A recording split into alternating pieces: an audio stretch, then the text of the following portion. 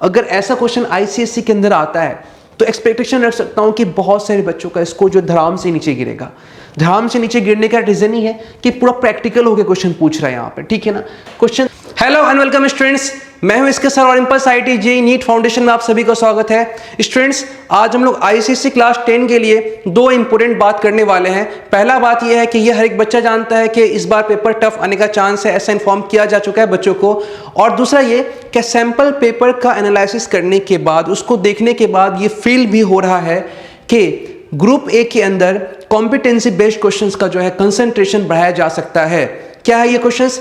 ये वो क्वेश्चंस है जिसको देने के बाद एग्जामिनर ये देखना चाहता है कि बच्चा कितना जानता है, कितना समझता है। इस वजह से यहाँ पर आप लोग जनरल लाइफ में जो भी कुछ कर रहे हैं उस एक्टिविटी को जोड़ करके आपके चैप्टर से, आपके सिलेबस से जोड़ के क्वेश्चन बनाया जाएगा, ठीक है ना।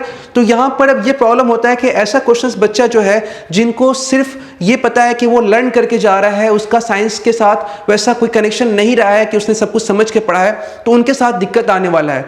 इस दिक्कत को सॉल्व करने के लिए मैंने लॉन्च किया है क्यू सीरीज, जिसमें पहला क्लास केमिस्ट्री का हो चुका है।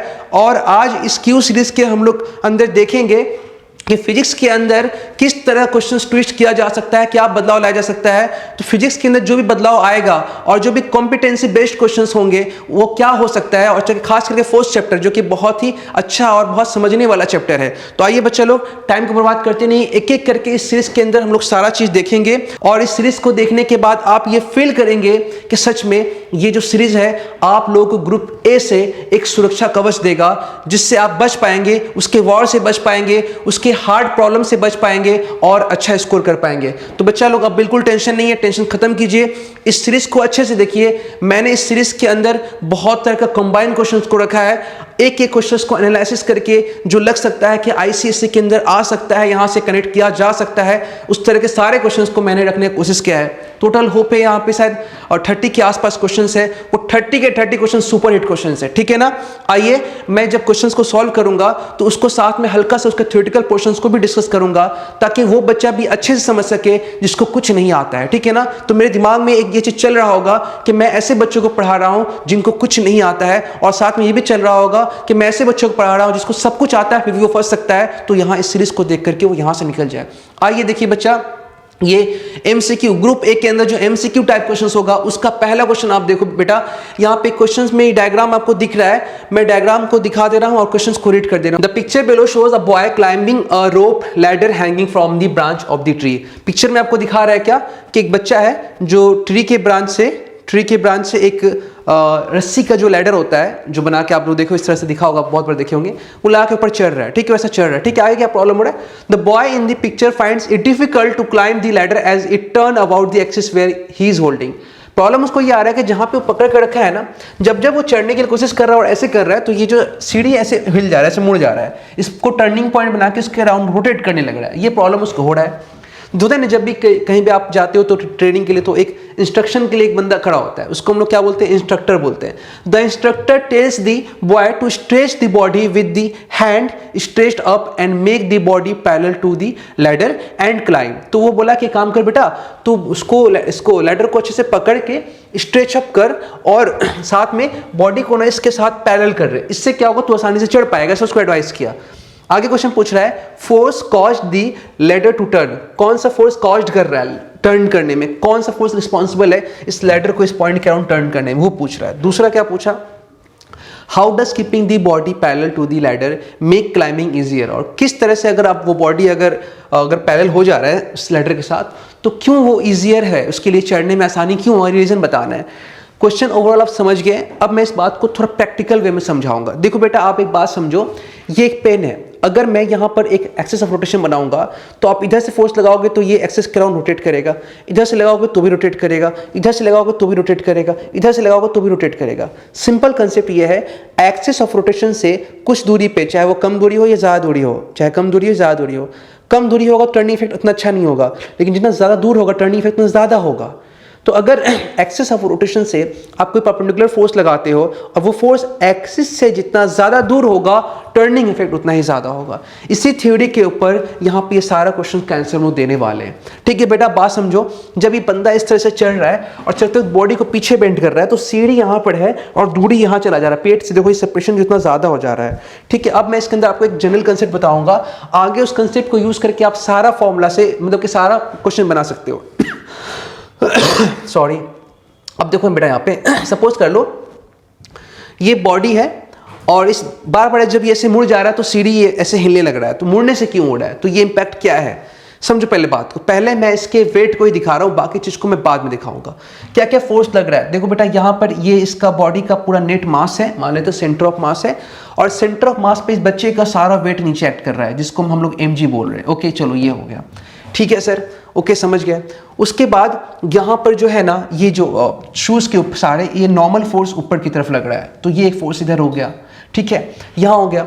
और रस्सी में जो है टेंशन है, जिसको हम लोग टेंशन बोलते हैं, मतलब कि फोर्स इन स्ट्रिंग, रस्सी में जो है टेंशन ऊपर है, टेंशन जो है वो ऊपर है, ठीक है, रस्सी का टेंशन ये ऊपर है, ठीक है। तो ये तीन फोर्स यहाँ पे दिखाई हम लोग को दे रहा है यहाँ पे, ठीक है। अब कौन सा फोर्स रिस्पॉन्सिबल है, तो देखते हैं। पहला बात, एक्सिस ऑफ रोटेशन कहाँ पर है, तो बेटा देखो एक्सिस ऑफ रोटेशन जो है वो यहाँ पर है, क्योंकि इसी के अराउंड रोटेट कर रहा है बार बार, इसी के अराउंड वो घूम जा रहा है सीढ़ी, तो ये रहा आपका एक्सिस ऑफ रोटेशन।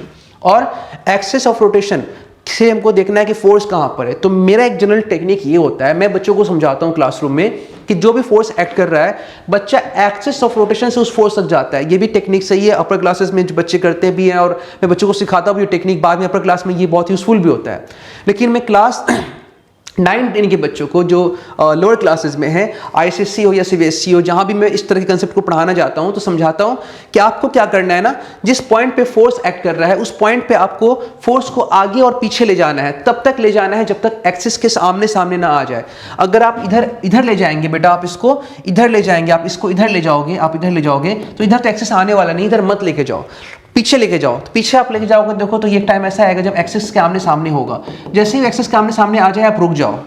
उसके बाद क्या करना है बेटा आपको, उसके बाद उस एक्सिस से उस लाइन पे, इस लाइन का नाम है force of action, line of action of force, line of action of force, ये है point of action of force और ये line of action of force. अब इस पूरे लाइन में आप कहीं भी बोलोगे तो mg कंसीडर हो सकता है, यहाँ भी mg, यहाँ भी mg का ये लाइन है, इस कहीं में आप कहीं भी दिखा सकते हो उसको, कोई भी दिक्कत नहीं है। ये mg का लाइन है, ये फोर्स का लाइन है, इसी लाइन में फोर्स एक्ट हो रहा है, ये mg। आप चाहो तो mg यहाँ दिखाओ, आप चाहे तो mg को यहाँ दिखाओ, इससे कोई दिक्कत होने वाला नहीं है। ये टेक्निक है क्योंकि mg नीचे ही एक्ट कर रहा है, हो गया। उसके बाद जो एक्सिस ऑफ रोटेशन है वहां से उसके ऊपर क्या करना है, परपेंडिकुलर डिस्टेंस ड्रॉ कर देना है, ठीक है, परपेंडिकुलर डिस्टेंस ड्रॉ कर देना है। फिलहाल के तौर पे मैं मान लेता हूं कि ये परपेंडिकुलर डिस्टेंस कुछ भी है, मैं मान लिया इसको r है, ठीक है। अगर आप बात करेंगे नॉर्मल का, तो नॉर्मल के लिए भी अगर आप सेम कंसेप्ट यूज करेंगे तो आप देखिए इसमें, देखिए फोर्स ऑफ परपेंडिकुलर डिस्टेंस है, देयरफॉर टर्निंग इफेक्ट होगा। मैंने अभी आपको समझाया कि अगर एक्सिस से परपेंडिकुलर डिस्टेंस पे फोर्स लगता है तो टर्निंग इफेक्ट होता है। अगर एक्सिस से अगर फोर्स एक्सिस पे ही लगाओ, देखो मैं यहाँ लगा रहा हूँ, एक्सिस पे ही लगा रहा हूँ, एक्सिस पे लगा रहा हूँ, एक्सिस पे लगा रहा हूँ, टर्न नहीं कर रहा है, तो इसका मतलब कि फोर्स एक्सिस रोटेट करने के लिए एक्सिस ऑफ रोटेशन से पास नहीं होना चाहिए, उससे हट के पास होना चाहिए। तो इस mg अगर नॉर्मल को आप अगर आगे बढ़ाओगे तो ये सीधा कहाँ से पास कर गया, सीधा एक्सिस से पास कर गया, इसका टर्निंग इफेक्ट नहीं होगा।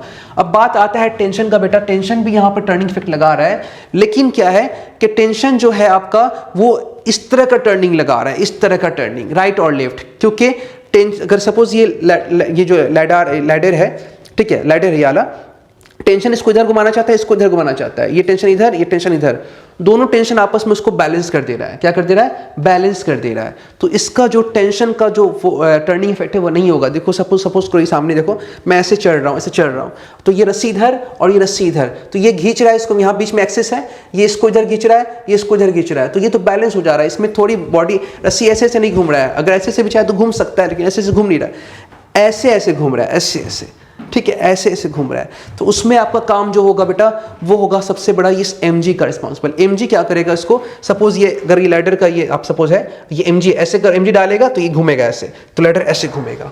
समझ रहे हो बात, तो ये बात आपको समझना पड़ेगा। तो अभी समझ में आ गया, टर्निंग इफेक्ट यहाँ पर टेंशन नहीं है, नॉर्मल नहीं है, सिर्फ mg है और mg की वजह से हो रहा। और वो बच्चा जितना ज़्यादा बॉडी को दूर करेगा, मतलब पैरेलल नहीं रहेगा, उतना दूर जाएगा, जितना दूर जाएगा ये डिस्टेंस, एक मिनट था, जितना दूर जाएगा ये डिस्टेंस, पेन सेलेक्ट करने दो, जितना दूर जाएगा ये डिस्टेंस उतना टर्निंग इफेक्ट बढ़ जाएगा, इससे, है ना। तो अभी आंसर क्या होगा बेटा, यहाँ पर आंसर हो जाएगा इसका कॉन्टैक्ट फोर्स की वजह से तो ये टर्निंग इफेक्ट नहीं हो रहा है, बिल्कुल ही गलत ऑप्शन है, बिल्कुल गलत ऑप्शन है। नॉर्मल फोर्स तो आप देख रहे हो एक्सेस से ही पास कर रहा है, ये भी टर्निंग इफेक्ट नहीं कर सकता है। Turning force due to tension, रस्सी की वजह से आता है, लेकिन दोनों साइड से दोनों का टेंशन का टर्निंग इफेक्ट बैलेंस हो जा रहा है, तो वो हो गया। प्लस ये स्ट्रिंग इस तरह के टर्निंग में भी रिस्पॉन्सिबल नहीं है, ये भी आप देख रहे हो, एमजी वहां से है, वो एमजी रिस्पॉन्सिबल है। तो टर्निंग इफेक्ट किसका हो गया? Turning force due to weight होगा, ठीक है ना, turning force due to weight होगा, ये हो गया इसका आंसर। उसके बाद एक क्वेश्चन इसके अंदर और पूछा था, how does keeping the body parallel to the ladder make climbing easier, किस तरह से पैरेलल रखता है तो इजियर होता है। तो इसका आप जो आंसर दो क्या दोगे?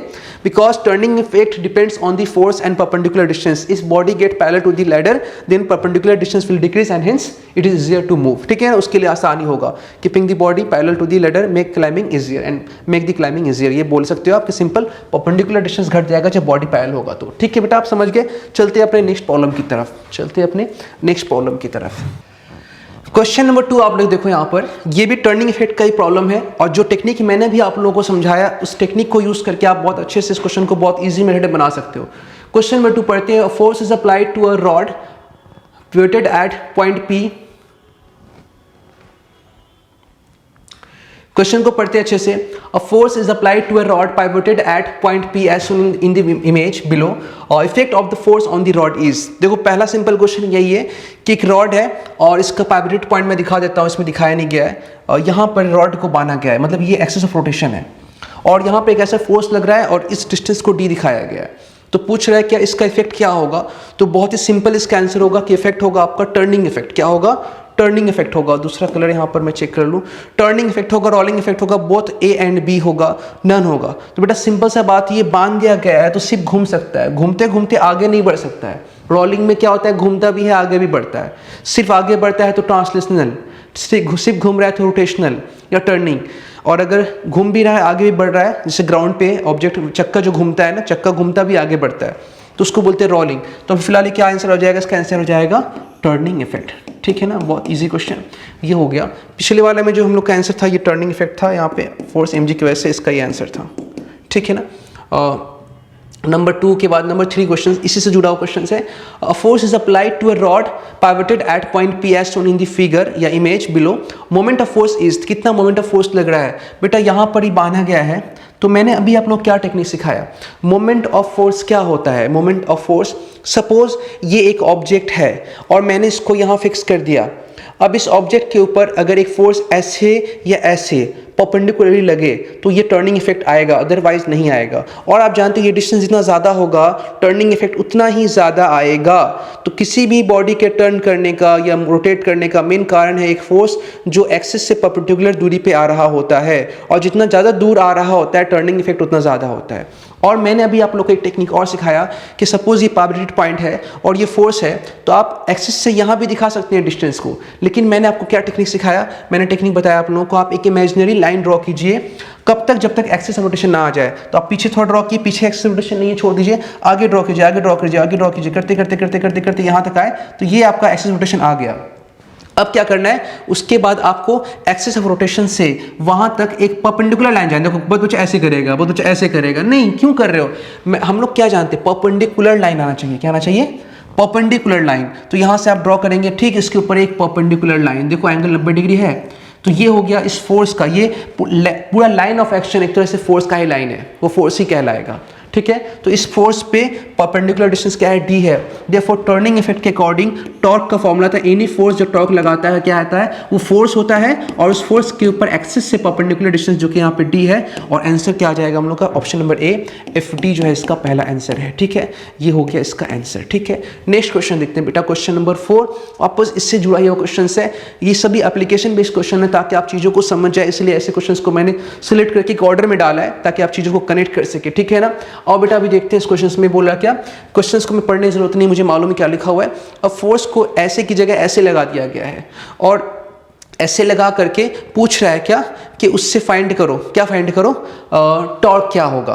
तो एक टेक्निक मैंने आप लोगों को समझाया था।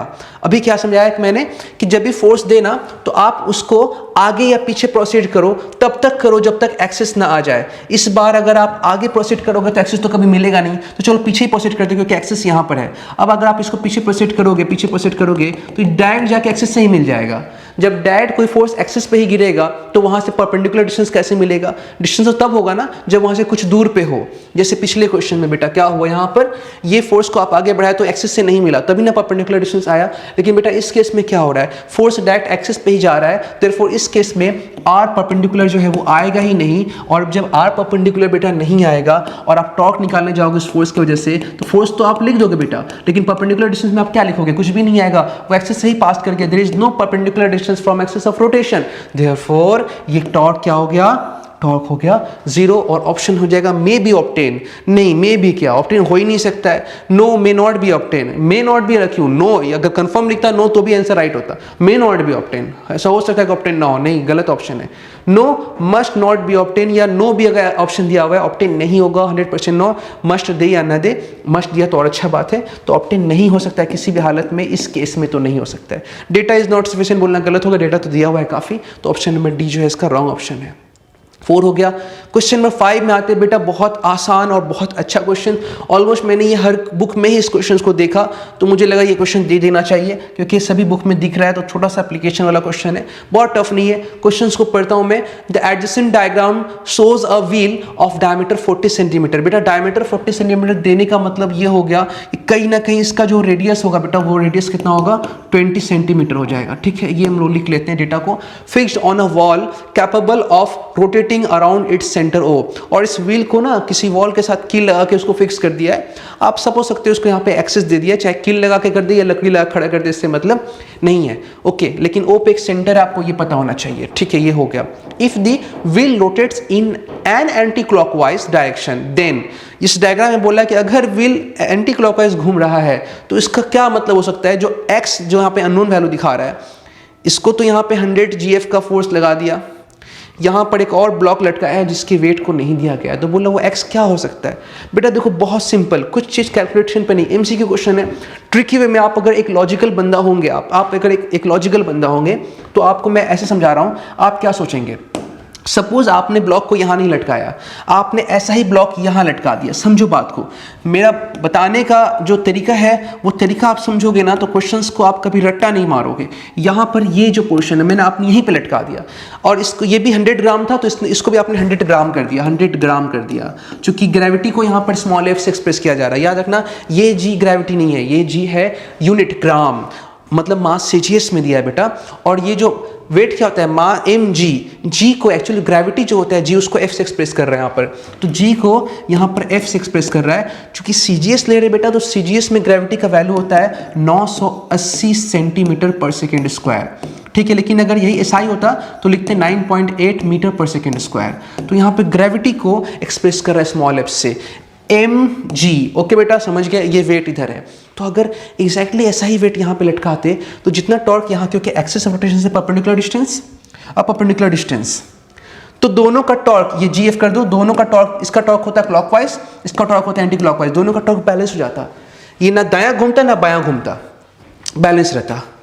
तो इसका मतलब कि अब अगर चाहते हो कि ये एंटी क्लॉकवाइज घूमे तो इसको इस 100 GF को क्या करना पड़ेगा? ज़्यादा करना, डिस्टेंस तो सेम है। तो अगर यहाँ पे भी आप लटकाते ना तो भी 100 GF को ज़्यादा करना पड़ता, तब जाके एंटी क्लॉकवाइज घूमता, अगर ये 100 GF होता तो। लेकिन 100 GF तो है तो घुमा ही नहीं पा रहा है, एक तो ऐसे ही बराबर हो जा रहा है। लेकिन इसको आप अगर और यहाँ शिफ्ट कर दोगे और यहाँ शिफ्ट कर दोगे, तो जब 100 GF इतना दूर पे था तो कैपेबल नहीं था रोटेट करने के, अब करीब जाएगा तो इसका टॉर्क और घटेगा, इसका टॉर्क और घटेगा। तो जब पहले 100 GF उसको इस दूरी पे नहीं घुमा पाया एंटी क्लॉकवाइज, तो अब करीब जाके तो और नहीं घुमा पाएगा, लेकिन अब घुमाएगा तो एक ही शर्त हो सकता है कि 100 GF से ज़्यादा हो और काफ़ी ज़्यादा हो। तो इसको मैंने लर्निंग पॉइंट से निकाल करके आपको बात समझाना चाह रहा हूँ कि अगर इस क्वेश्चन में इसको यहाँ भी कर देता ना तो भी ये जो वेट होता ना वो 100 GF से ज़्यादा लगाना पड़ता, और अगर आप और करीब कर दोगे तब तो और ज़्यादा ही लगाना पड़ेगा, क्योंकि अब तो टॉर्क और घट रहा है, इसका आर और घट रहा है, तो और ज़्यादा ही लगाना पड़ेगा। तो इसीलिए यहाँ पर ऑप्शन क्या होगा कि ये जो एक्स जो होगा वो बेटा ज़्यादा होना पड़ेगा, ज़्यादा होना पड़ेगा, किससे ज़्यादा होना पड़ेगा? 100 GF से। कब तक? जब तक यहाँ तक भी अगर रहेगा और बोल रहा है इसमें एंटी क्लॉकवाइज घूम रहा है, देखो एंटी क्लॉकवाइज घूम रहा है, तो एंटी क्लॉकवाइज घूमने के लिए ये ज़्यादा होना होगा। ये ज़्यादा कब होगा? आर तो ज़्यादा कर नहीं सकते हैं, वेट को ही ज़्यादा कर सकते हैं। कब तक ऐसा आंसर आ सकता है?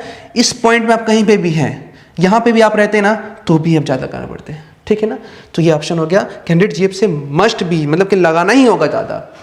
अगर यहाँ दूरी भी अगर यहाँ तक कर देंगे तो भी ज़्यादा लगाना होगा। तो पास करने के बाद तो कोई ऑप्शन ही नहीं है, आपको और ज़्यादा लगाना होगा। तो सॉल्व क्यों किया जाए इसको? क्वेश्चन देख के सॉल्व हो गया बेटा, ठीक है ना। तो इस टेक्निक को पकड़िए, डिस्टेंस को कैसे यहाँ पे ट्विस्ट वे में घुमा रहा है, बच्चों को फंसाने की कोशिश करेगा। क्वेश्चंस ग्रुप एक के अंदर देखो वो टफ नहीं होता है, मैं जानता हूँ हम लोग टीचर्स को देख के समझ जाते हैं कि टफ नहीं है, लेकिन हाँ अगर ये भी समझ आते हैं कि अगर बच्चे को इस तरीके से नहीं बताया गया होगा फिर तो ये क्वेश्चन उससे होने से रहा, वो फिर उससे नहीं होगा, ठीक है ना। तो वो थोड़ा सा देखना पड़ेगा बेटा आपको। अब आते हैं नेक्स्ट क्वेश्चन की तरफ बेटा। The turning effect produced in a rigid body around a fixed point by the application of force is called। बोल रहा है किसी फोर्स के एप्लीकेशन से किसी बॉडी के में टर्निंग इफेक्ट प्रोड्यूस करते हैं उसको क्या बोलते हैं? तो देखो टर्निंग फोर्स भी बहुत बार बच्चे बोलते हैं, हम लोग भी बोलते हैं, लेकिन जो मैंने भी स्टार्टिंग में लेक्चर स्टार्ट किया तो उस वक्त ही मैंने बोला था कि जो सही नाम है इसका वो मोमेंट ऑफ फोर्स या टॉर्क है। दोनों आंसर एग्जैक्ट आंसर है।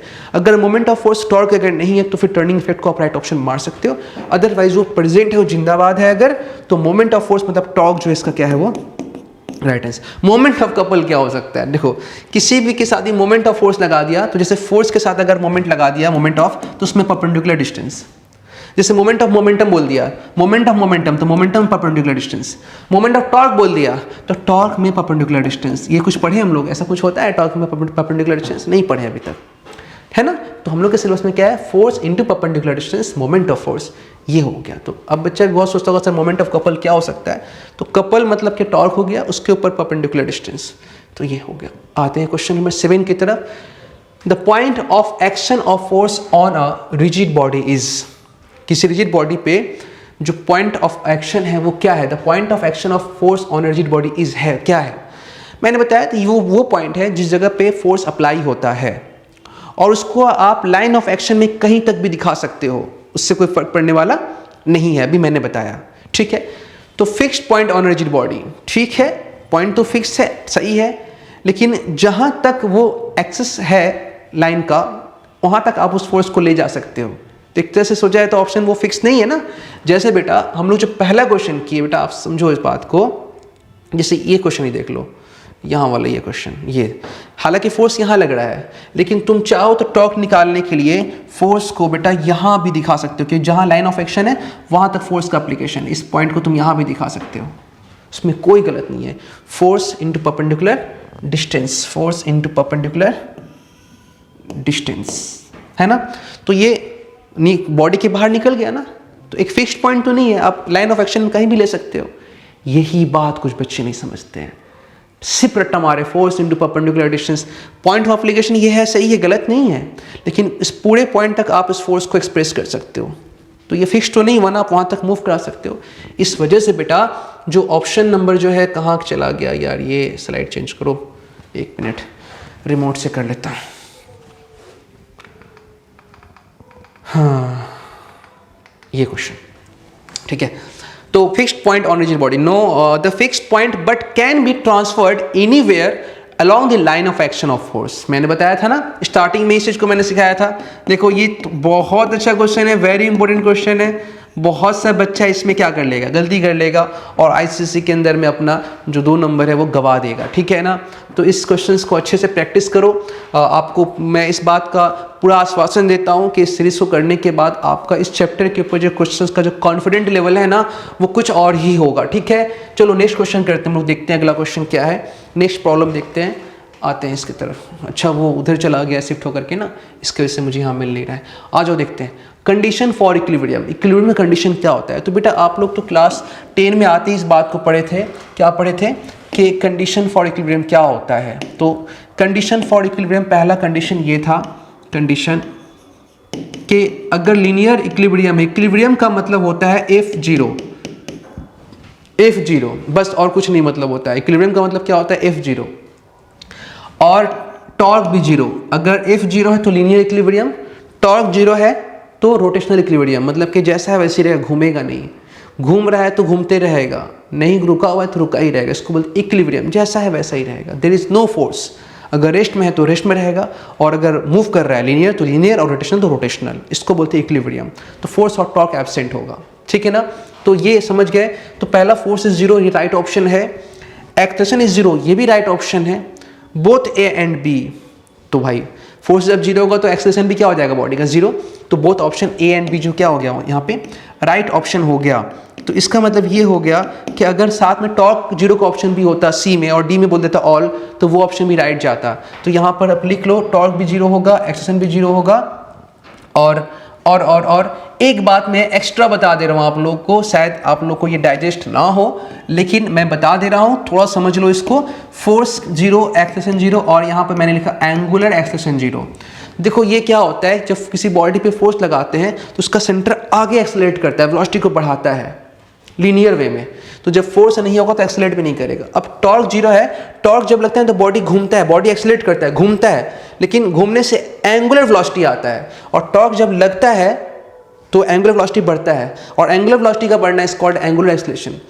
लीनियर में वेलोसिटी बढ़ना लीनियर एक्सेलरेशन, और अगर एंगल में वेलोसिटी बढ़ रहा है तो एंगुलर एक्सेलरेशन। लेकिन जब टॉर्क नहीं होगा तो एक्सेलरेशन भी नहीं होगा, तो वेलोसिटी क्या रहेगा, कांस्टेंट। तो यहाँ पर इस केस में इस चीज़ को आप लोग को अच्छे से पढ़ाया गया है कि यहाँ पर जो केस है वो ये दोनों चारों जीरो होना चाहिए। तो फिलहाल इस क्वेश्चन में ये दिया हुआ है। दूसरा एक इंपॉर्टेंट बात जो एक कंडीशन इक्विलिब्रियम में आप लोग को पढ़ाया गया होगा कि बॉडी अगर रुका है तो रुका ही रहेगा, और मूव कर रहा है तो कांस्टेंट वेलोसिटी से मूव करता रहेगा। तो F0 A0 के बाद बच्चा के दिमाग में फटाक से आ जाता है कि भी जीरो होगा, भी जीरो भी हो सकता है और नॉन जीरो भी हो सकता है। अगर जीरो है तो, अगर फोर्स नहीं है, एक्सेलरेशन नहीं है, जीरो है तो जीरो ही रहेगा, और वेलोसिटी कुछ है तो वैसा ही रहेगा। लेकिन दोनों हो सकता है, मतलब कि इसके साथ लगेगा मे बी, मस्ट भी नहीं। हाँ अगर रेस्ट में है तो फिर मस्ट भी जीरो, अगर मोशन में है तो मस्ट भी नॉन जीरो। अब कुछ नहीं बोला, रेस्ट एंड मोशन कुछ भी हो सकता है, जो भी होगा होगा। ऐसे समझना है ना बेटा, हर क्वेश्चन को समझ के करना है। साथ में अगर उस क्वेश्चन से कोई नया क्वेश्चन बनाया है तो फिर क्या क्वेश्चन बन सकता है, मैं सीरीज के बाद फिर वापस आऊंगा दिखाने के लिए जब पेपर हो जाएगा, तो कि देखो मैंने क्वेश्चन बताया था और एग्जाम में आ गया, आप लोग पढ़ के गए होंगे तो अटेम्प्ट करके जरूर आए होंगे आप लोग। ठीक है, इस क्वेश्चन को आ जाओ आगे। Condition for equilibrium is again वापस सेम क्वेश्चन दिया गया है। The resultant of all force acting on the body is zero, right option है, नेट फोर्स सारा जीरो होना चाहिए। The resultant of all moment of all the force acting on the body is zero, मतलब कि पूरा torque, moment of force मतलब क्या होता है, मोमेंट्स ऑफ ऑल फोर्सेज, मतलब सारे फोर्स का टॉर्क भी क्या होना चाहिए, जीरो होना चाहिए। ऑब्वियसली अभी मैंने देखा कि टॉर्क भी जीरो होना चाहिए, फोर्स भी जीरो होना चाहिए। तो ऑप्शन बोथ ए और जो बी है यहाँ पे क्या आ गया, राइट ऑप्शन है। बोथ मतलब सी ऑप्शन क्या हो जाएगा, राइट हो जाएगा। ठीक है, both option A and B जो क्या है आपका राइट ऑप्शन है। ठीक है बेटा, समझ गए आप। आइए नेक्स्ट क्वेश्चन पढ़ते हैं।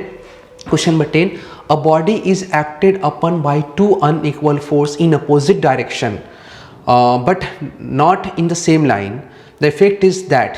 क्या इफेक्ट होगा, तो पहले एक काम करते हैं बेटा, हम लोग एक बॉडी को बनाते हैं जो अभी चूंकि बॉडी का यहाँ पर शेप जो है रेगुलर नहीं बताया, कुछ भी बताया नहीं गया, तो मैं किसी भी तरह का शेप का बॉडी ले लेता हूँ। यहाँ पर सपोज मैंने बेटा यहाँ पर एक इरेगुलर शेप का बॉडी दिखा दी, यहाँ पर वो कैसा भी हो सकता है, मैंने इरेगुलर दिखाया है। क्वेश्चन में बोला body is acted upon by two unequal force in opposite direction but not in the same line, दोनों सेम लाइन में नहीं है। और साथ में एक चीज यहाँ पे ये भी बोल रहा है कि कुछ कंफर्म नहीं है कि फोर्स एक्सिस सेंटर पे है कि नहीं है। देखा एक बेटा मैं एक बात बता रहा हूँ, बहुत लॉजिकल बात बता रहा हूँ। अगर हम लोग क्या करते हैं ना, किसी बॉडी के एक्सिस को अगर डिसाइड कर देते हैं, ये चीज़ यहाँ मैंने डिसाइड कर दिया, फिक्स कर दिया, तो एक्सिस यहाँ पर होगा और ये बॉडी जब भी घूमेगा उसके अराउंड ही घूमेगा, घूमता रहेगा। वो मतलब कि वो पॉइंट नहीं घूमेगा, बाकी सब घूमेगा, या वो सब तो इसी पॉइंट के अराउंड बाकी सब लोग घूमना स्टार्ट कर देगा। ये समझ गया जब फिक्स करते हैं। लेकिन जब किसी बॉडी को फ्रीली छोड़ देते हैं ना और एक्सिस फिक्स नहीं करते हैं और ऐसा बॉडी घूमता है, जैसे एग्जाम्पल के तौर पर इस पेन को मैंने से घुमाया, जब मैंने इस पेन को फेंका तो ये पेन घूम रहा है, मैंने इसका एक्सिस फिक्स नहीं किया है, लेकिन पेन कहाँ घूम रहा है, सेंटर के अराउंड, ऐसे घूम रहा है ना सेंटर के अराउंड। तो ऑटोमेटिक एक सेंटर जो होता है, सेंटर ऑफ मास जहाँ पे होता है, ऑटोमेटिक सेंटर ऑफ मास के अराउंड एक्सिस ऑफ रोटेशन बना लेता है। ये वेरी इंपॉर्टेंट पॉइंट है। एक फ्री बॉडी को आप अगर एक्सिस फिक्स ना करो और रोटेट कर दो तो उसका पूछा आपसे कि एक्सिस रोटेशन कहाँ पे होगा, तो आंसर होगा at the centre of mass होगा इसका आंसर। तो अभी भी इस केस में ऐसा कुछ बोला नहीं है कि बॉडी के ऊपर कोई सेंटर एक्सिस फिक्स है कि नहीं है। तो और अगर ये घूमा तो वो सेंटर ऑफ मास पे ही घूमेगा, अदरवाइज नहीं घूमेगा। ठीक है ना। तो फिलहाल अभी इस चीज को चलो हम लोग ऐसा एज्यूम कर लेते हैं कि बेटा ये जो जगह है ये इसका सेंटर ऑफ मास है। आगे क्वेश्चन को अच्छे से और पढ़ो। A body is acted upon by two unequal force unequal है, फोर्स इन अपोजिट डायरेक्शन, ये तो बोल रहा है कि अपोजिट है, लेकिन किधर है ये नहीं बोल रहा, सेंटर पे भी तो हो सकता है ना। हो सकता है कि सेंटर पे ही दोनों एक्ट कर रहा, कहाँ, अपोजिट डायरेक्शन में, सेंटर पे ही, ये F1 और ये F2, ये भी हो सकता है, ये भी हो सकता है। अगर ऐसा केस हुआ, कंफर्म कर नहीं किया है, तो ये भी हो सकता है ना। तो अगर दो opposite force centre of mass पे एक्ट करे और एक फ्री बॉडी का एक्सिस भी यहीं पर है, क्योंकि मैंने फिक्स नहीं किया है, तो बच्चा अच्छे से समझता है कि ये थोड़ा सा, देखो मेरा बेटा, क्योंकि हम लोग IT लेवल में पढ़ाते हैं, तो थोड़ा सा पढ़ाने में एक एडवांस टेक्निक आ ही जाता है। तो वो चीज़ ऐसा मत समझना कि आपको ये पता नहीं है तो आपके टीचर्स ने बताया नहीं। बेटा वो लोग 10 के टीचर हैं, आपको जो पढ़ा रहे सब सही पढ़ा रहे, सब अच्छा पढ़ा रहे। हम लोग का मजबूरी है कि थोड़ा ज़्यादा जानते हैं तो कुछ एक्स्ट्रा बता देते हैं। हमसे भी ऊपर जो कॉलेज में प्रोफेसर लोग होते हैं वो भी हमसे ज़्यादा जानते होंगे। तो ये तो लाइफ का एक रीत है ना, ऐसा नहीं है कि वो टीचर्स वो आपको आपके सिलेबस के अकॉर्डिंग पढ़ा रहे हैं, ठीक है ना। तो फिलहाल आपको जो सिखा रहा है उसको सीख लो, शायद आपको ये काम दे दी ये चीज़। तो बेटा यहाँ पे आ जाओ। तो अभी एक्सिस ऑफ रोटेशन भी यहीं पर है, और हम लोग क्या सिखाए थे, हमने आपको सिखाया था कि जिस जगह पे एक्सिस अगर फोर्स वहीं से रहेगा तो परपेंडिकुलर डिस्टेंस नहीं होगा।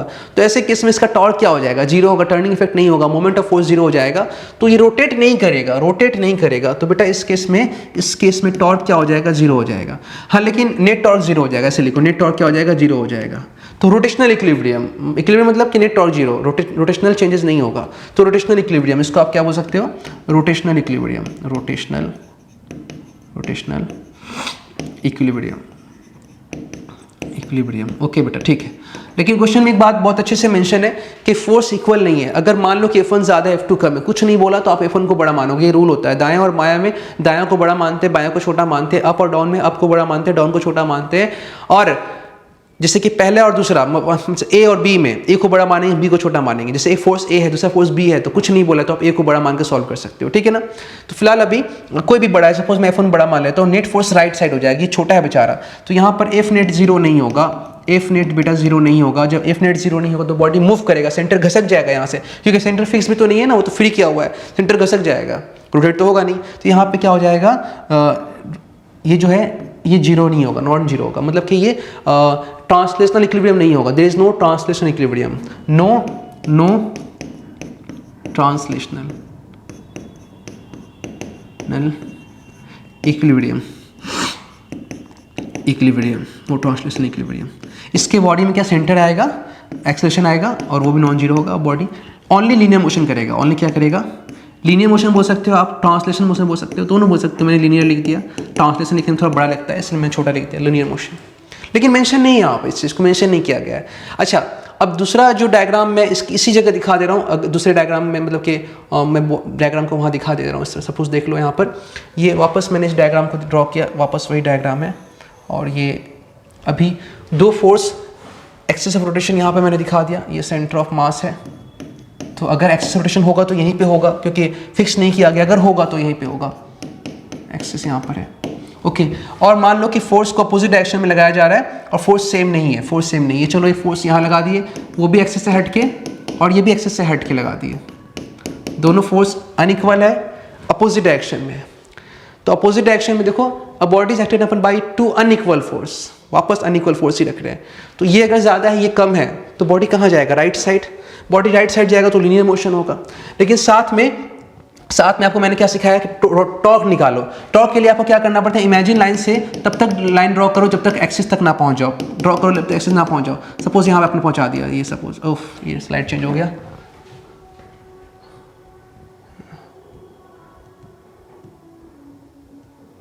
हाँ पेन सेलेक्ट कर लूँ, रेड कलर का पेन था, चलो ये मैंने ड्रॉ कर दिया, ऐसे ड्रॉ कर दिया, ठीक है। तो अब क्या करना है, एक्सिस से परपेंडिकुलर डिस्टेंस दिखाना है। तो ये एक्सिस है और एक्सिस से परपेंडिकुलर डिस्टेंस मैं दिखा रहा हूँ। चलो यहाँ से गया परपेंडिकुलर एकदम 90 डिग्री, और ये भी परपेंडिकुलर 90 डिग्री। मालूम नहीं कभी कभी ये पेन क्यों अनसेलेक्ट हो जाता है, ठीक है, हाँ चलो। तो ये भी क्या हो गया बेटा, परपेंडिकुलर है ना। तो अब परपेंडिकुलर डिस्टेंस है फोर्स का, तो ये भी टॉर्क लगाएगा, ये बॉडी को इधर घुमाएगा, ये बोलेगा ऐसे घुमो, ये बोलेगा ऐसे घुमो। तो इसका जो टॉर्क होगा बेटा, ये टॉर्क ऐसे घुमाएगा इसको इधर, और ये घुमाएगा ऐसे, मतलब दोनों क्लॉकवाइज ही घुमा रहा है, दोनों का टॉर्क सम कर जाएगा, नेट टॉर्क बनाएगा। तो मतलब इस केस में नेट टॉर्क जीरो नहीं होगा, मतलब बॉडी घूमेगा, रोटेशन मोशन होगा। कैसा मोशन होगा, रोटेशनल। और साथ में नेट फोर्स भी जीरो नहीं है, नेट फोर्स भी है तो वो आगे भी लेके जाएगा, तो लीनियर भी होगा, ठीक है, लीनियर मोशन, रोटेशन मोशन दोनों एक साथ होगा इसका सेंटर आगे भी जाएगा, घूमेगा भी। तो बेटा देखो ऑप्शन में कौन सा ऑप्शन राइट हो सकता है, मैंने इस चीज़ को डिस्कस किया है, ठीक है। The body will only have rotation motion, confirm कर रहा है सिर्फ रोटेशन होगा, ओनली हैव रोटेशन। देखो पहला बात तो यहाँ रोटेशन नहीं था, और यहाँ रोटेशन है तो साथ में लीनियर भी है, तो ओनली हैव रोटेशन वाला कंसेप्ट तो नहीं रहेगा, तो ये गलत ऑप्शन हो गया। The body will only have translation motion, उसके बाद सिर्फ ट्रांसलेशन मोशन होगा। देखो यहाँ पे ट्रांसलेशन है, यहाँ भी ट्रांसलेशन है, लेकिन यहाँ पे अगर बात करेंगे तो सिर्फ ट्रांसलेशनल है, यहाँ पे ट्रांसलेशनल भी है, रोटेशनल भी है। बॉडी में कुछ कंफर्म तो नहीं किया ना, ये बोला अगर ये सेंटर बोल देता तो आंसर क्या होता, आंसर बी जाता, लेकिन सेंटर तो नहीं बोला है ना, तो ये ऑप्शन ओनली ट्रांसलेशन नहीं जाएगा। ये भी तो हो सकता है ना, ये कंडीशन भी तो हो सकता है ना, तो इसलिए ए और बी दोनों क्या हो गया, अभी फिलहाल दोनों हो सकता है।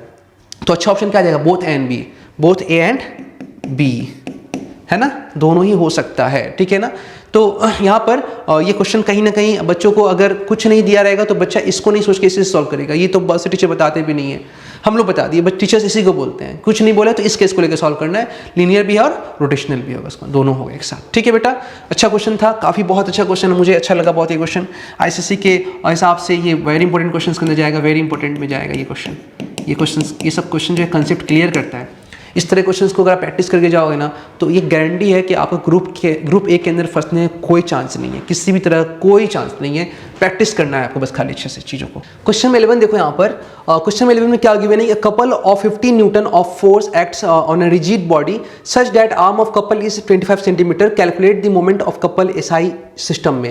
देखो यहाँ पे एक बात समझना, एक कपल को समझो अच्छा, सपोज करो ये एक बार रॉड है और या फिर रॉड है, इस पे दो साइड से फोर्स लग रहा है, अगर एक साइड से फोर्स एक लग रहा होगा तो इधर में फोर्स इधर लग रहा होगा, दोनों फोर्स अपोजिट है, लेकिन इसका नाम कपल है। कपल तो कभी अपोजिट नहीं होता, सपोर्ट करता है ना, लेकिन यहाँ पे कपल का मतलब यहाँ पे अपोजिट देखने का मतलब ये नहीं कि वो अपोज कर रहा है, कपल मतलब कि दूसरे के साथ है टर्निंग इफेक्ट में, भले फोर्स में अपोजिट हो लेकिन टर्निंग इफेक्ट में दोनों ही बच्चा क्या है, दोनों का दोनों साथ है, ठीक है ना। कपल का तो यही काम होता है ना, साथ देना, झगड़ा करना थोड़ी, अपोज करना थोड़ी होता है, रेजिस्ट करना थोड़ी होता है, सपोर्ट करना होता है।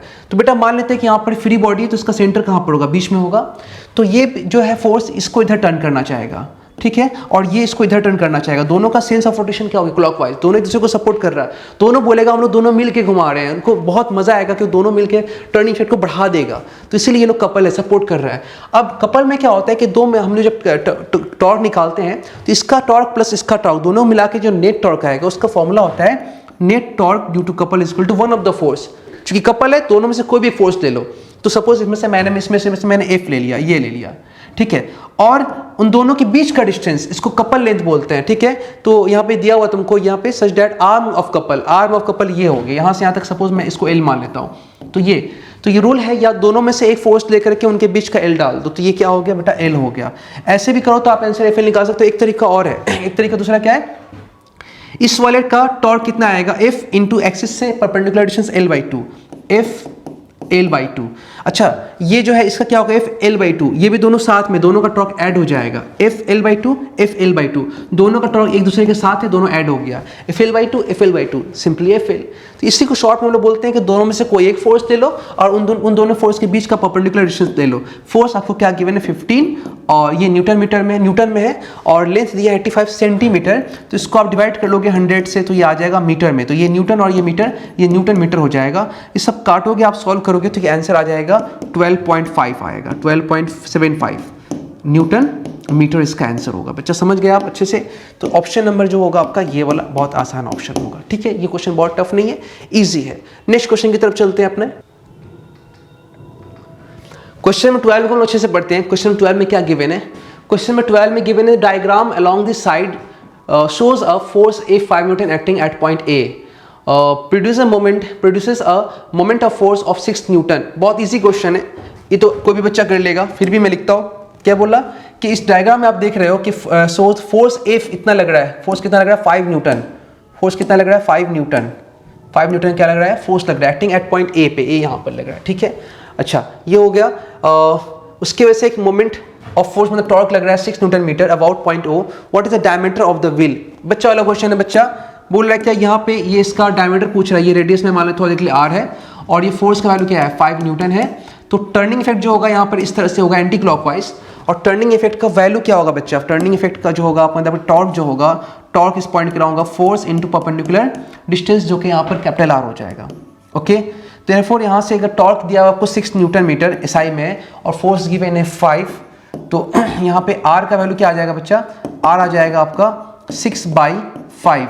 देयरफॉर डायमीटर क्या होता है बच्चा, डायमीटर 2 टाइम्स ऑफ रेडियस होता है, 2 times of radius, 2 times of radius, radius क्या है 6/5 है, तो ये 6 हो जाएगा और ये डिवाइड बाई 5 करेंगे तो ये आ जाएगा 12/5। इसको सॉल्व करोगे आगे तो 2.4 मीटर आंसर होगा, 2.4 मीटर। ऑप्शन नंबर बी जो है इसका राइट ऑप्शन है। तो ये उतना खतरनाक क्वेश्चन नहीं है, पर मिक्स्ड क्वेश्चन है, सब तरह क्वेश्चन इसके अंदर है, इजी और हार्ड दोनों मिला करके है, ताकि एग्जाम में कैसा भी क्वेश्चन आए आपको उसको लगे कि हाँ ऐसा क्वेश्चन हम करके आए। A particle of mass in executing uniform circular motion on a path of radius small r. If p is the magnitude of its linear momentum, then the radial force acting on the particle is. Question देखिए बहुत अच्छा question है ये। अगर ICSE के दिमाग के pattern के हिसाब से जाए तो बच्चा कंफ्यूजन में छोड़ सकता है इस एमसीक्यू को, क्योंकि मैक्सिमम बच्चा को सिंपल कंसेप्ट मालूम है, बस mv² करना है, आंसर निकाल देना है, हो गया। क्वेश्चन में क्या बोला, एक पार्टिकल जिसका मास m है वो यूनिफॉर्म सर्कुलर मोशन मतलब एक सर्कल में रिवॉल्व कर रहा है जिसका रेडियस r है। सपोज कर लो मैंने यहाँ पर क्या किया बेटा एक सर्कल बना दिया, ठीक है, मैंने एक सर्कल बना दिया और बताया जा रहा है कि इसका रेडियस जो है बेटा स्मॉल r है, ठीक है, रेडियस जो है इसका स्मॉल r है, इसका रेडियस स्मॉल r है और जिस सर्कल में रिवॉल्व कर रहा है p is the magnitude of its linear momentum, उसका जो लीनियर मोमेंटम है वो सर्कल में वो बताया जा रहा है p, मतलब कि p इसका लीनियर मोमेंटम है जिससे रिवॉल्व कर रहा है बगल में। ओके आगे क्या हुआ है, then the radial force acting on the particle, radial force मतलब रेडियस की तरफ जो फोर्स एक्ट कर रहा है उसका वैल्यू क्या होगा। तो बेटा रेडियल फोर्स यहाँ मतलब हो गया सेंट्रीपिटल फोर्स, और हम लोग मोमेंटम नहीं हम लोग वेलोसिटी बोलते हैं। तो सपोज अगर मान लो यहाँ पे वेलोसिटी हम v बोल रहे हैं, उसी वेलोसिटी में अगर आप मास मल्टीप्लाई कर देंगे तो क्या हो जाएगा, मोमेंटम हो जाएगा। तो इसीलिए v ना दे करके मोमेंटम दिया है। आपको कंफ्यूजन लग रहा है, आप मोमेंटम को छोड़ दीजिए, आपको क्या पता है एफसी का वैल्यू क्या होता है, आपके अकॉर्डिंग एफसी का एक ही वैल्यू पता है आपको, वो mv²/r, दूसरा तो कुछ नहीं पता है। तो आपको जो आता है वही लिखिए mv²/r, ठीक है, mv²/r। पार्टिकल का मास तो m दिया है लेकिन v वेलोसिटी नहीं देके मोमेंटम दे दिया है। तो अब आप एक काम करो, we know that p is equal to mv। हम लोग को जरूरत क्या चीज का है, v का। पार्टिकल का मास दिया हुआ है m, उस m को आप यहाँ पे डाल दीजिए। रेडियस क्या दिया हुआ है, स्मॉल r, रेडियस r को यहाँ पे डाल दीजिए। सिर्फ v आपके लिए अननोन है, v आपको निकालना होगा। तो p is equal to mv, चूंकि p दिया था तो v क्या निकल जाएगा, p/m। आपने अपने गिवन डेटा के हिसाब से भी फाइंड कर लिया है, उस v को बेटा आप यहाँ पे पुट कर लेंगे तो v का वैल्यू आपने क्या निकाला, p/m का होल स्क्वायर बेटा। तो आप इसको होल स्क्वायर कर लो, ये m/r हो गया, ये p²/m² हो गया, है कि नहीं।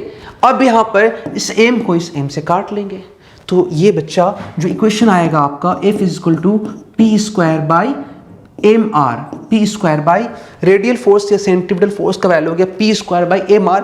और यहाँ पर एक ही ऐसा ऑप्शन दिख रहा है और वो ऑप्शन नंबर सी है। तो सी जो है इसका क्या हो गया बेटा, सही आंसर हो गया, ऑप्शन हो गया, ठीक है, ये आंसर निकल गया। उसके बाद अगला प्रॉब्लम देखो, इस क्वेश्चन का अलग ही लेवल है, ठीक है। अभी के हिसाब से जो बताया जा रहा है कि जनरल लाइफ बेस्ड क्वेश्चन जो प्रैक्टिकली आप लाइफ में देख रहे हैं वहां से जोड़ के क्वेश्चन बनाया जाएगा, तो उसके हिसाब से ये सबसे सूट करने वाला क्वेश्चन और ये सबसे स्पेशल क्वेश्चन है यहाँ पे इस चैप्टर का, ठीक है ना। अगर ऐसा क्वेश्चन आईसीएसई के अंदर आता है तो एक्सपेक्टेशन रख सकता हूँ कि बहुत सारे बच्चों का स्कोर जो धड़ाम से नीचे गिरेगा।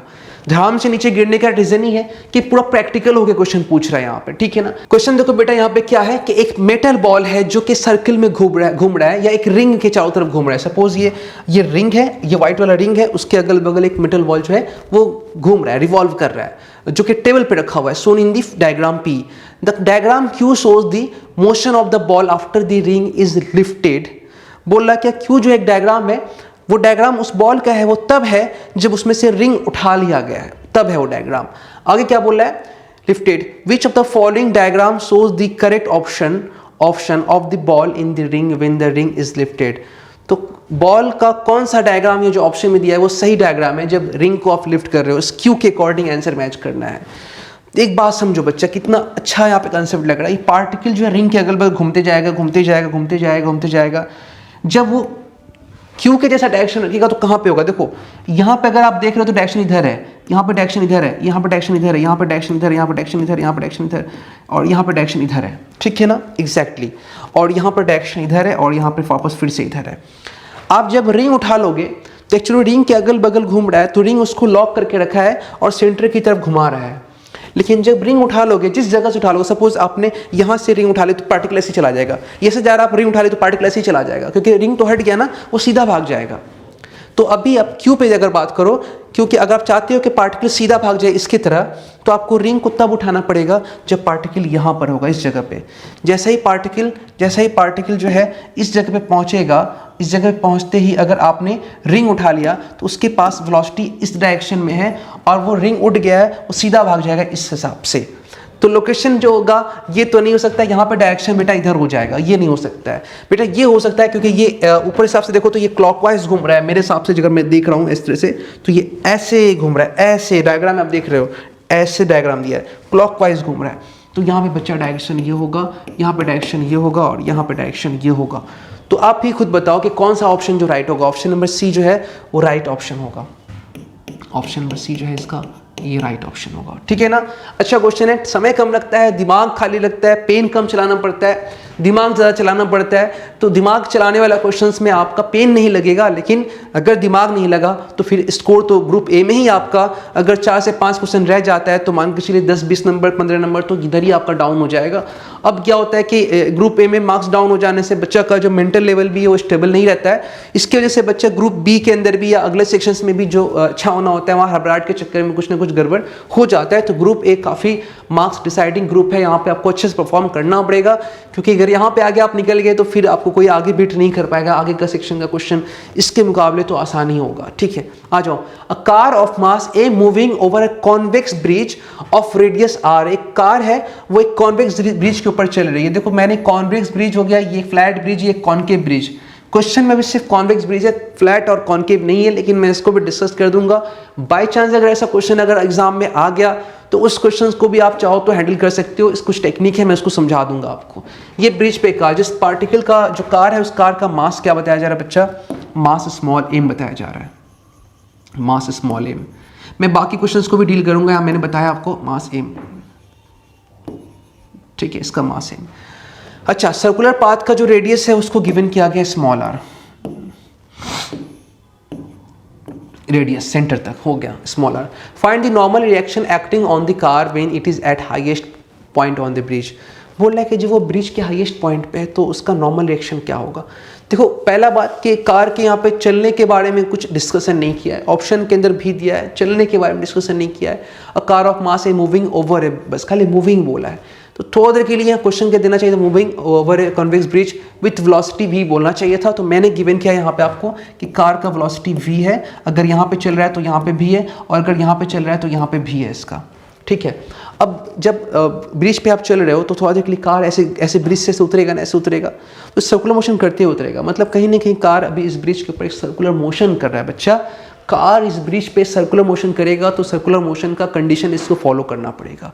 और बेटा हम लोग जानते हैं सर्कुलर मोशन कंडीशन ये है कि net force toward the centre होगा, और जो net force toward the centre होगा उसी को सेंट्रीपिटल बोलते हैं। अभी आपको इस क्वेश्चन में क्या करना है, जब भी कोई सर्कुलर मोशन हो आपको पहले अपना पेशेंस लेवल बहुत अच्छा रखना है। पहले जो भी फोर्सेस है वहाँ पे उसको दिखाओ। सपोज कर लो मैं यहाँ पे कोई डिफरेंट कलर ले लेता हूँ, रेड कलर ले लेता हूँ। जो फोर्स मैं यहाँ दिखाता हूँ तो इसका mg बेटा कहाँ होगा, mg नीचे होगा, नॉर्मल कहाँ होगा, नॉर्मल ऊपर होगा। लेट कि अगर नॉर्मल mg के बराबर हो गया तो नेट सेंटर की तरफ कोई फोर्स नहीं आएगा, सेंटर की तरफ कोई फोर्स नहीं आएगा तो सेंट्रीपिटल फोर्स नहीं होगा, सेंट्रीपिटल फोर्स नहीं होगा तो सर्कुलर मोशन नहीं होगा, सर्कुलर मोशन नहीं होगा तो ये ब्रिज से घूमता उतरेगा कैसे, गाड़ी उतर नहीं पाएगा, मसला हो जाएगा। इसीलिए सेंटर की तरफ फोर्स होने के लिए नेट फोर्स नीचे ही आना पड़ेगा सेंटर की तरफ। ऐसा तभी होगा जब mg ज़्यादा होगा नॉर्मल से, क्योंकि नॉर्मल ज़्यादा होगा mg से तो गाड़ी तो उड़ जाएगा ना, ऊपर का फोर्स ज़्यादा हो गाड़ी उड़ जाएगा। गाड़ी को घूम के नीचे आना है, नीचे आना है, सेंटर की तरफ घूमता हुआ आना है। सेंटर की तरफ फोर्स करने के लिए mg must be greater than normal, ये कंडीशन हो गया। तो ओके, अगर मान लो तो अधिक के लिए मैं समझाता हूँ कि जो mg है वो 10 है और नॉर्मल जो है 3 है, तो नीचे 10 और ऊपर 3 कैंसिल कर जाएगा, 10 में से क्या बचेगा 7। तो नेट फोर्स क्या होगा 7 कहाँ सेंटर की तरफ। तो जो भी नेट फोर्स होगा 7 वो कैसे आए, वही होगा mv²/r, क्योंकि अभी हम लोग पढ़े सर्कुलर मोशन में जो भी फोर्स सर्कुलर सेंटर की तरफ होता है वही mv²/r होता है। सेंट्रीपिटल फोर्स, सेंटर की तरफ एक्ट होने वाला फोर्स, सर्कुलर मोशन में सेंटर की तरफ एक्ट होने वाला फोर्स क्या कहलाता है, सेंट्रीपिटल। समझ रहे बेटा, तो इसको आप समझो अच्छा से। तो अभी हम लोग क्या करने वाले हैं, हम लोग 10-3 किए थे ना, तो अभी 10 की जगह mg है और ये n है, तो आप नेट फोर्स क्या लिखोगे, mg - n। यही नेट फोर्स है उस गाड़ी के ऊपर, और कहाँ है, नीचे की तरफ होगा, mg ज़्यादा है नीचे की तरफ होगा, तो नीचे की तरफ होगा तो क्या होगा, नीचे की तरफ मतलब नेट फोर्स नीचे होगा, mg - n। जो भी नेट फोर्स होगा सेंटर की तरफ, जो भी नेट फोर्स होगा सेंटर की तरफ, उसी को हम लोग क्या बोलते हैं, सेंट्रीपिटल। क्या बोलते हैं, सेंट्रीपिटल। ये क्या है, mg - n, ये नेट फोर्स है। ये किसके बराबर होगा, सेंट्रीपिटल, m पार्टिकल का मास और v² बाई इसका रेडियस स्मॉल r। तो बेटा यहाँ से आप नॉर्मल इधर जाएगा, ये इधर आएगा, तो नॉर्मल इक्वल टू आ जाएगा mg - mv²/r, mg - mv²/r। ये दोनों m सेम होगा बेटा, एक कैपिटल एक स्मॉल m हो गया, एरर है वो आपका लिखने में एरर है दोनों। तो ऑप्शन नंबर जो क्या होगा हम लोगों का, ये राइट होगा। 1 मिनट, ऑप्शन बी जो है वो राइट ऑप्शन हो गया, ठीक है ना, ठीक, ये हो गया। सिमिलरली अगर यहाँ पर होगा तो यहाँ पे n जो होगा, यहाँ सर्कुलर मोशन का कोई कंडीशन नहीं है, यहाँ n जो होगा वो किसके बराबर होगा, mg के बराबर होगा, क्योंकि कोई सर्कुलर मोशन नहीं है तो ऐसा कोई कंडीशन ही नहीं है कि mg ज़्यादा होना चाहिए तभी सेंटर की तरफ होगा, ऐसा कुछ नहीं। गाड़ी आगे जा रहा, ना ऊपर जा रहा ना नीचे जा रहा, ना ऊपर जा रहा ना नीचे जा रहा, यहाँ तो नीचे आ रहा था इसलिए mg ज़्यादा था, ना ऊपर ना नीचे, इन mg को कैंसिल कर दिया, n = mg। तो ऐसे केसेस में फ्लैट ब्रिजेस पे नॉर्मल mg के बराबर होता है। लेकिन कॉनकेव, अब इसको ऊपर चढ़ना है, तो ऊपर चढ़ना है तो बेटा ये नॉर्मल हो गया और ये mg हो गया। अब ऊपर चढ़ना है तो सेंटर भी ऊपर है, तो सेंट्रीपिटल भी ऊपर होगा। सेंट्रीपिटल ऊपर तब होगा बेटा जब नॉर्मल mg से क्या होगा, ज़्यादा होगा। नॉर्मल को mg से ज़्यादा करने के लिए आप इक्वेशन क्या लिखोगे, n - mg। ये होगा नेट फोर्स कहाँ, टुवर्ड द सेंटर, और जो force toward the centre act करता है उसको क्या बोलते हैं, सेंट्रीपिटल इक्वल टू क्या हो जाएगा, mv²/r। ठीक है, यहाँ से आप सॉल्व करोगे तो n आ जाएगा mg + mv²/r। तो ऑप्शन नंबर 1 भी राइट हो सकता था अगर कॉन्वेक्स की जगह पे कैसा ब्रिज होता, कॉनकेव ब्रिज होता। तो फिलहाल नहीं है, तो मैंने यहाँ पे से इसको समझा दिया। होप है आपको क्वेश्चन अच्छे से समझ में आ रहा होगा।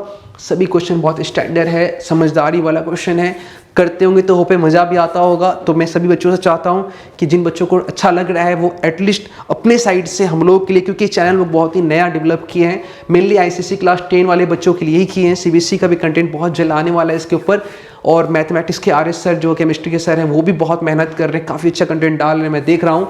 तो आप लोगों का थोड़ा प्यार चाहिए, सपोर्ट चाहिए, और थोड़ा ये होना चाहिए कि आप लोग हम लोग को सपोर्ट करें, इस वीडियो को शेयर करें, अपने दोस्तों को बताएं कि ये चैनल बहुत अच्छा है और आप देख रहे हो कि काफ़ी अच्छा कंटेंट आ रहा है इसके ऊपर। तो इसमें आप लोगों का बहुत सपोर्ट होना चाहिए ताकि हम लोग को लगे कि हमारे व्यूअर हैं जो बच्चे देख रहे हैं। एक बच्चा कुछ दिन पहले कमेंट किया था कि सर आपका कंटेंट काफ़ी अच्छा है और भी वीडियोज़ बनाइए, तो उस बच्चे को भी वेलकम है और बहुत थैंक्स, आप लोगों शुक्रिया आप लोगों के, आप लोग इतना प्यार सपोर्ट दे रहे हैं। तो चलिए इस चैनल को आप लोग सब्सक्राइब करके रखिएगा और वीडियोस को लाइक कीजिए, और जितना से जितना हो सके अपने फ्रेंड्स में शेयर भी करते रहिए। आगे देखिए, ठीक उसी तरह से अब जो नेक्स्ट प्रॉब्लम है वो उससे मिलता जुलता प्रॉब्लम है। सारा क्वेश्चंस को मैंने एक लिस्ट में किया है आपको, पहले मैंने टर्निंग इफेक्ट से क्वेश्चंस दिया है आपको, फिर सर्कुलर मोशन से, फिर उसके बाद मीटर ब्रिज से होगा, फिर उसके बाद सेंटर ऑफ ग्रेविटी वाला क्वेश्चन से होगा क्वेश्चन। ठीक है, अब आ जाओ। Two particles of equal masses are revolving in a circular path of radius r1 and r2 respectively with the same speed. The ratio of their centripetal force. बेटा दो particle है और दोनों एक सर्कल में रिवॉल्व कर रहा है, एक का रेडियस r1 और एक का रेडियस r2, ऐसा दिया हुआ है यहाँ पे, विथ सेम स्पीड। स्पीड मतलब कि वेलोसिटी क्या है इसका, सेम है। पार्टिकल के मास के बारे में कोई डिस्कशन नहीं दे रहा है, तो देना चाहिए, मैं आपको गिवन कर रहा हूँ, यहाँ मास दोनों का क्या है, सेम है। हम लोग टीचर हैं, हम लोग समझ जाते हैं कि क्या होना चाहिए क्वेश्चन में, क्योंकि ऑप्शन में मास का ऑप्शन नहीं है, मतलब मास कट गया होगा तभी मास सेम होगा।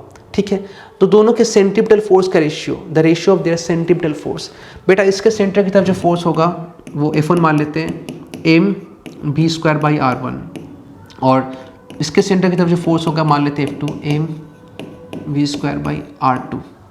तो F1/F2 is equal to mv²/r1, और ये mv²/r2 पर चला जाएगा, कट गया क्या आ गया, R2/R1, ठीक है ना, R2/R1। ऑप्शन नंबर ए जो है इसका राइट ऑप्शन है, R2/R1।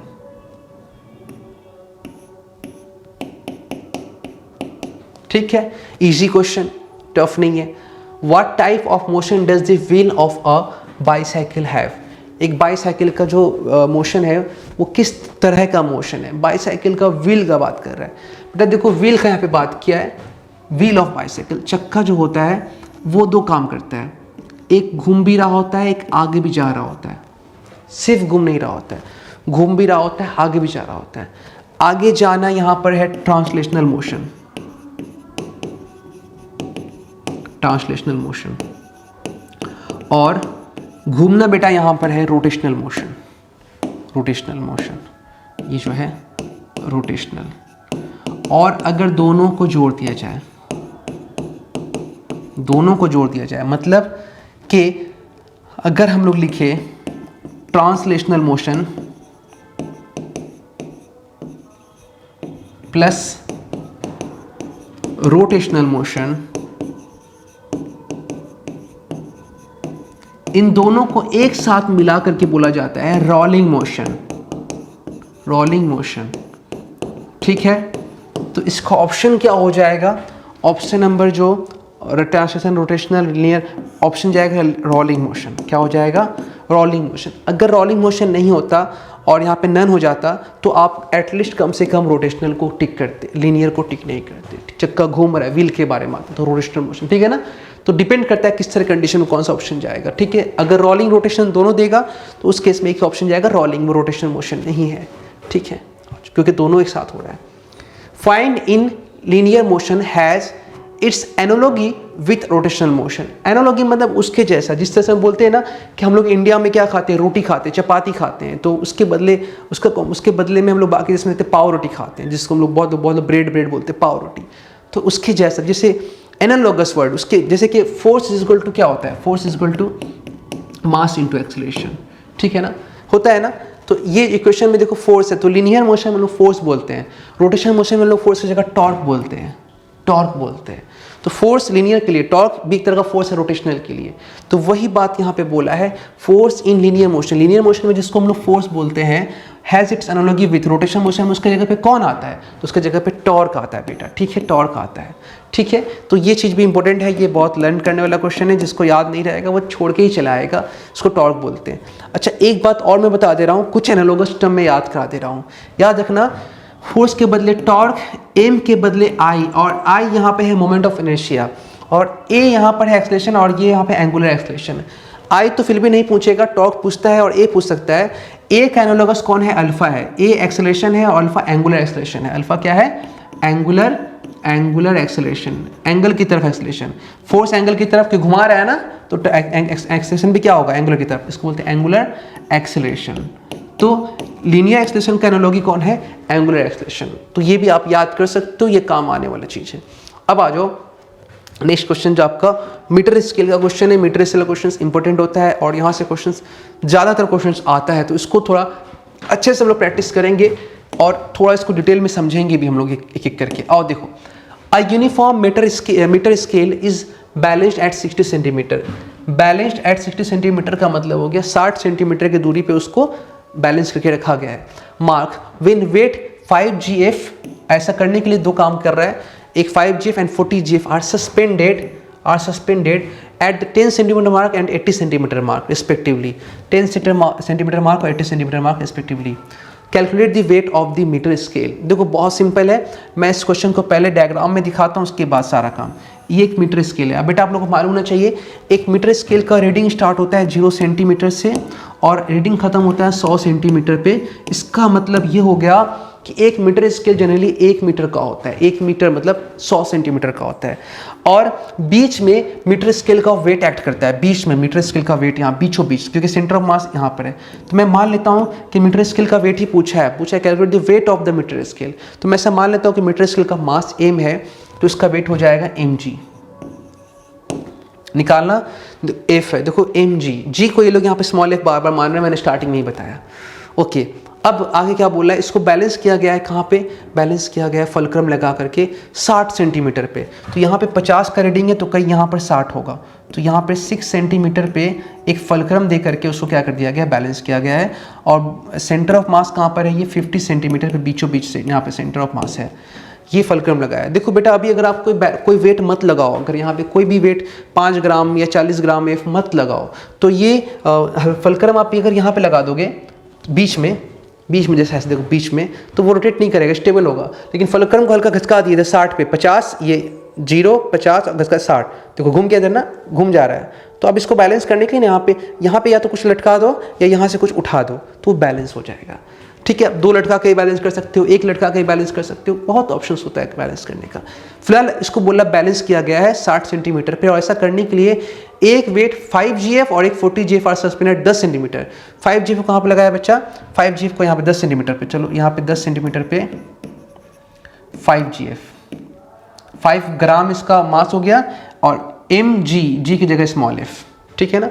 तो इसको भी आप f लिख सकते हो चाहो तो, लगा दिया। उसके बाद दूसरा वेट कहाँ पे बच्चा, कहाँ पे लगाया गया, दूसरा वेट आपको लगाया गया है आपको 40GF और 80 सेंटीमीटर पे, 60 70 मान लो यहाँ पे 80, तो यहाँ पे कितना लगाया गया 80 सेंटीमीटर पे 40GF लगाया गया। और ये बैलेंस हो गया, आपको कुछ नहीं करना है, बैलेंस है। सारा टॉर्क सारा टर्निंग इफेक्ट निकाल करके इक्वल कर देना है। याद रखना क्लॉकवाइज टॉर्क को माइनस मानते हैं, एंटी क्लॉकवाइज को प्लस मानते हैं। या इतना अगर आपको नहीं लफड़ा करना है तो आप लिखो all clockwise torque is going to anti clockwise torque. Clockwise में एक जगह रख दो, एंटी क्लॉकवाइज में एक जगह रख दो, सबसे अच्छा यही होता है। तो इसका जो जनरल टेक्निक होता है, जो आपका ट्रिक होता है, जो इसका कंसेप्ट होता है की कंसेप्ट, तो वो इसका की कंसेप्ट क्या है, इसका की कंसेप्ट आपका है कि clockwise torque is equal to anti clockwise torque. देखो तो आराम से, ग्रीन एंटी क्लॉकवाइज में होगा, इधर घुमाएगा, कितना होगा इसका ग्रीन एंटी क्लॉकवाइज में 5, ठीक है। जी में रख नहीं रहोगे सब कुछ ग्राम में तो कट जाएगा, छोड़ दो उसको, सिर्फ एफ डाल दो 5F, या चलो 5GF डाल दो तुमको, 5GF इंटू डिस्टेंस यहाँ से कितना हो जाएगा, एक्सिस से बेटा। ये देखो यहाँ से यहाँ तक 60 है और ये 10 है, तो ये कितना हो जाएगा यहाँ से यहाँ तक, 60 में से 10 गया 50, ओके, तो 50 रख देते हैं सेंटीमीटर 50 प्लस क्लॉकवाइज में बॉडी का वेट का भी इधर ही आएगा, बॉडी का वेट। तो देखो इसका बॉडी का वेट, मैंने इसको मास को m मान लिया, मास को m, g m ग्राम और इस g के जगह पे f, mg को लोग f मान रहा है, तो ये f हो गया। तो ये भी क्या आ गया एंटी क्लॉकवाइज में, ये भी फलक्रम के अराउंड इधर घुमाएगा, तो ये भी इधर घुमा रहा है और ये वाला भी इधर घुमा रहा है। एक उधर है बेचारा अकेला, कितना 40GF, तो क्लॉकवाइज में कौन आ जाएगा 40 ग्राम, और f क्या हो गया mg। डिस्टेंस क्या होगा बच्चा इसका यहाँ से, अच्छा mg का मैंने डिस्टेंस नहीं डाला, तो mg डिस्टेंस एक्सिस से क्या होगा, एक्सिस से डिस्टेंस क्या होगा 10, क्योंकि ये 60 है, ये 50 यहाँ तक, ये पूरा 60 है, ये पूरा 50 है, तो ये क्या बचा 10, ये यहाँ से हो गया 50, ये यहाँ से हो गया 10, तो इंटू 10, ठीक है ना, इंटू 10 यहाँ पे लिखने का ऑप्शन नहीं आ रहा है, बहुत कॉर्नर में हो गया है, मैं इसको इंटू 10 यहाँ पे कर दे रहा हूँ छोटा सा, ठीक है ना, इंटू 10, ठीक है ना, इंटू 10। अच्छा 40 इसका वेट हो गया, और ये पूरा यहाँ तक 80 है, ये 60 है, तो ये कितना हो जाएगा 20 हो जाएगा, तो इसको यहाँ पे इंटू कर दो 20, ठीक है ना 20। सब कुछ आ गया, सब कुछ सेंटीमीटर और ग्राम में, बहुत सिंपल। 4 2 जा 8 और 0 0 800 हो जाएगा। GF इज इक्वल टू 5 और 50, 5 5 25 और ये 0 GF प्लस ये क्या आ जाएगा 10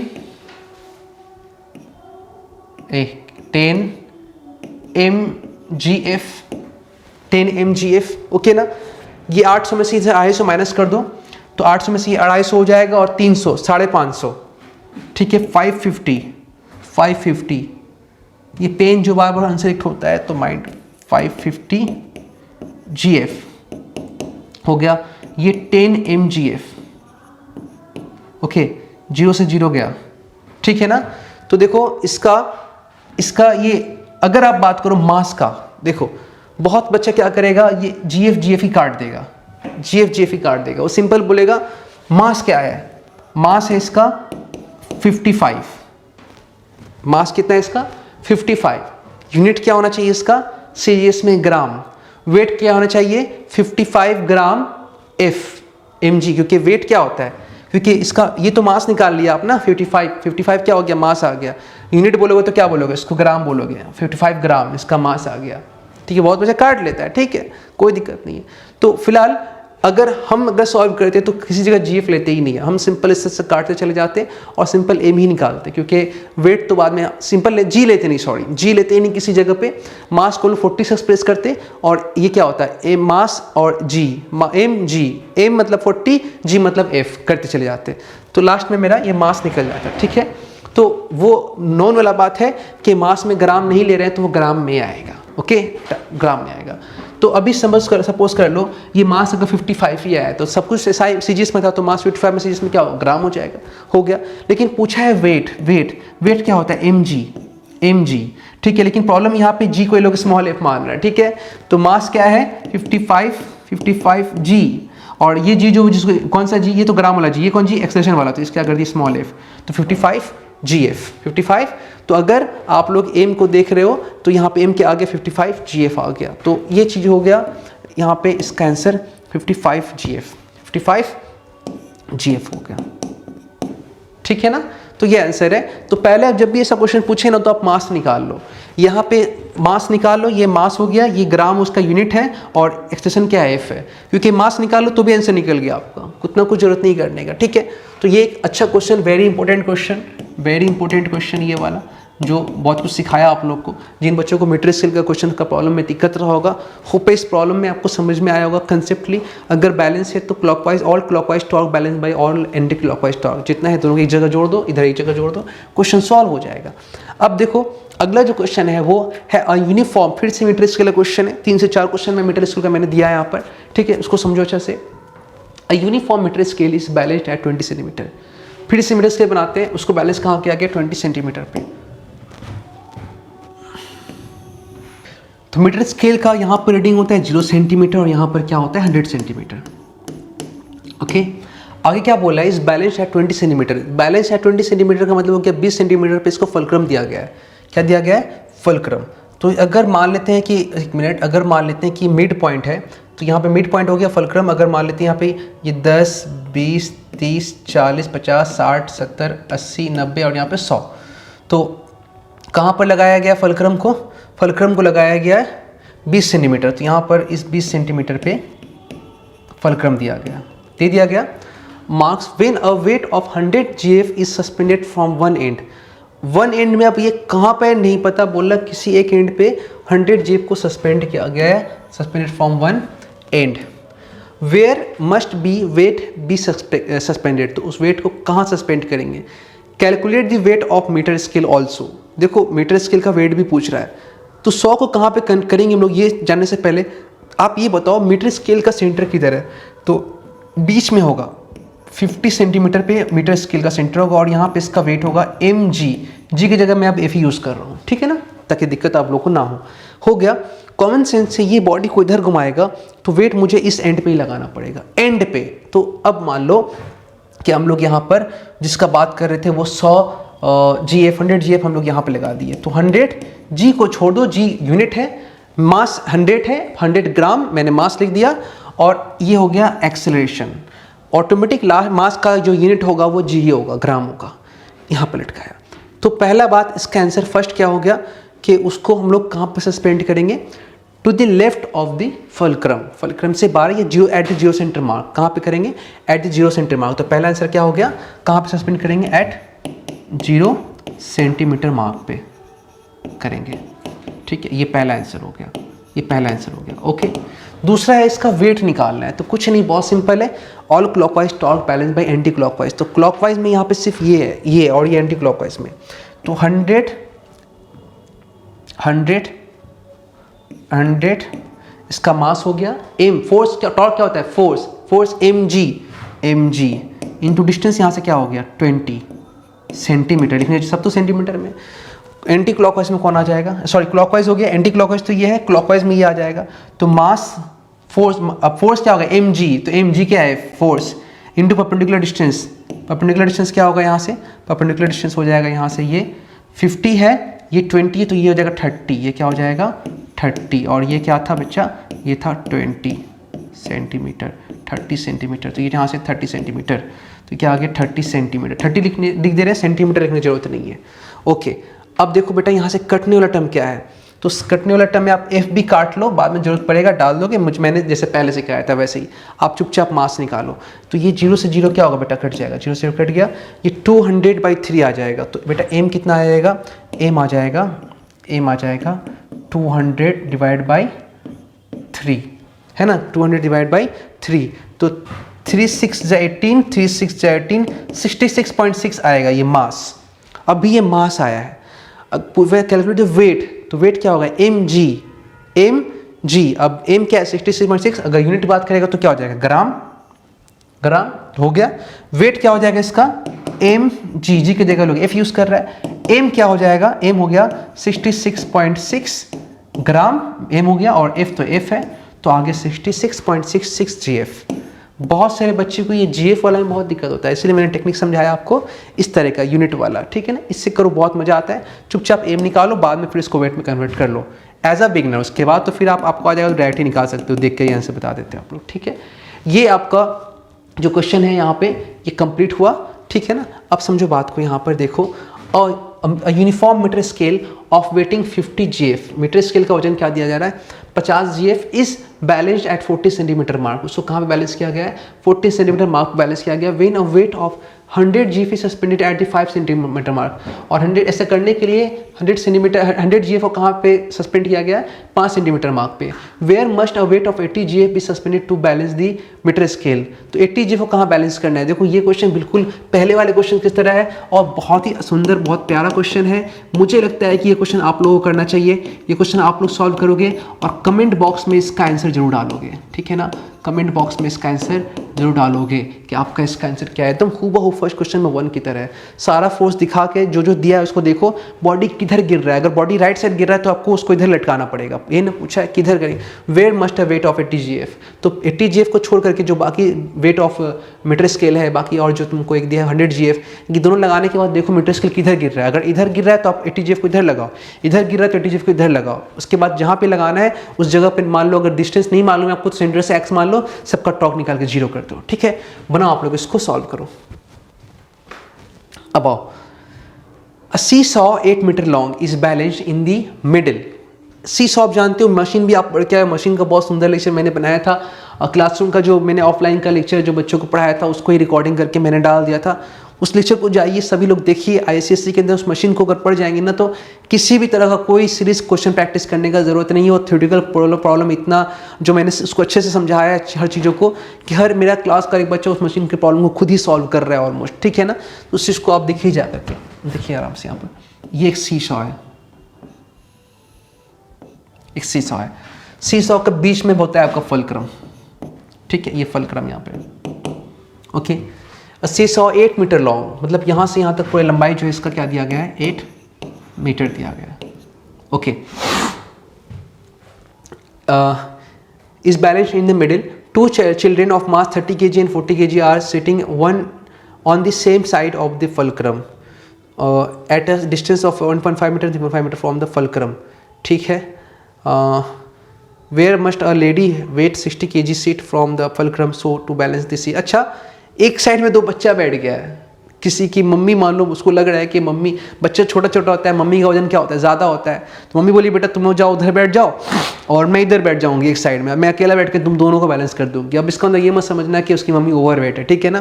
फिलहाल अब बात समझो, पहला बच्चा दूसरा बच्चा दोनों जो बैठ रहा है वो कहाँ बैठ रहा है, यहाँ पे समझो 1.5 और 3.5, सपोज कर लो ये 1.5 पे बैठ गया और ये 3.5 पे बैठ गया, तो 1.5 और ये 3.5 मीटर है, ये सब कुछ मीटर में, ठीक है, यहाँ बैठ गया। और पहले बच्चे का वजन क्या बताया जा रहा है 30 kg एंड 40, इसका यहाँ पे कितना है, ये 30 kg और ये 40 kg, ठीक है।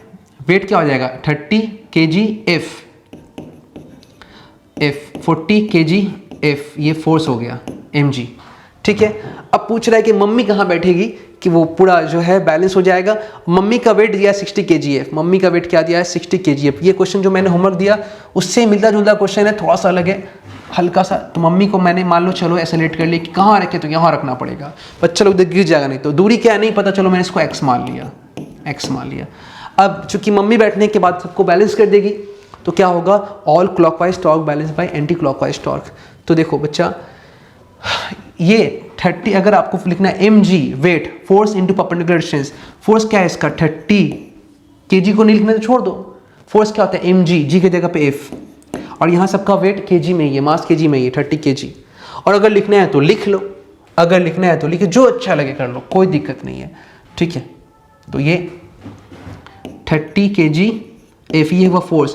परपेंडिकुलर डिस्टेंस यहाँ से आ गया 1.5 प्लस 40 kg F, डिस्टेंस 3.5। ठीक है 3.5।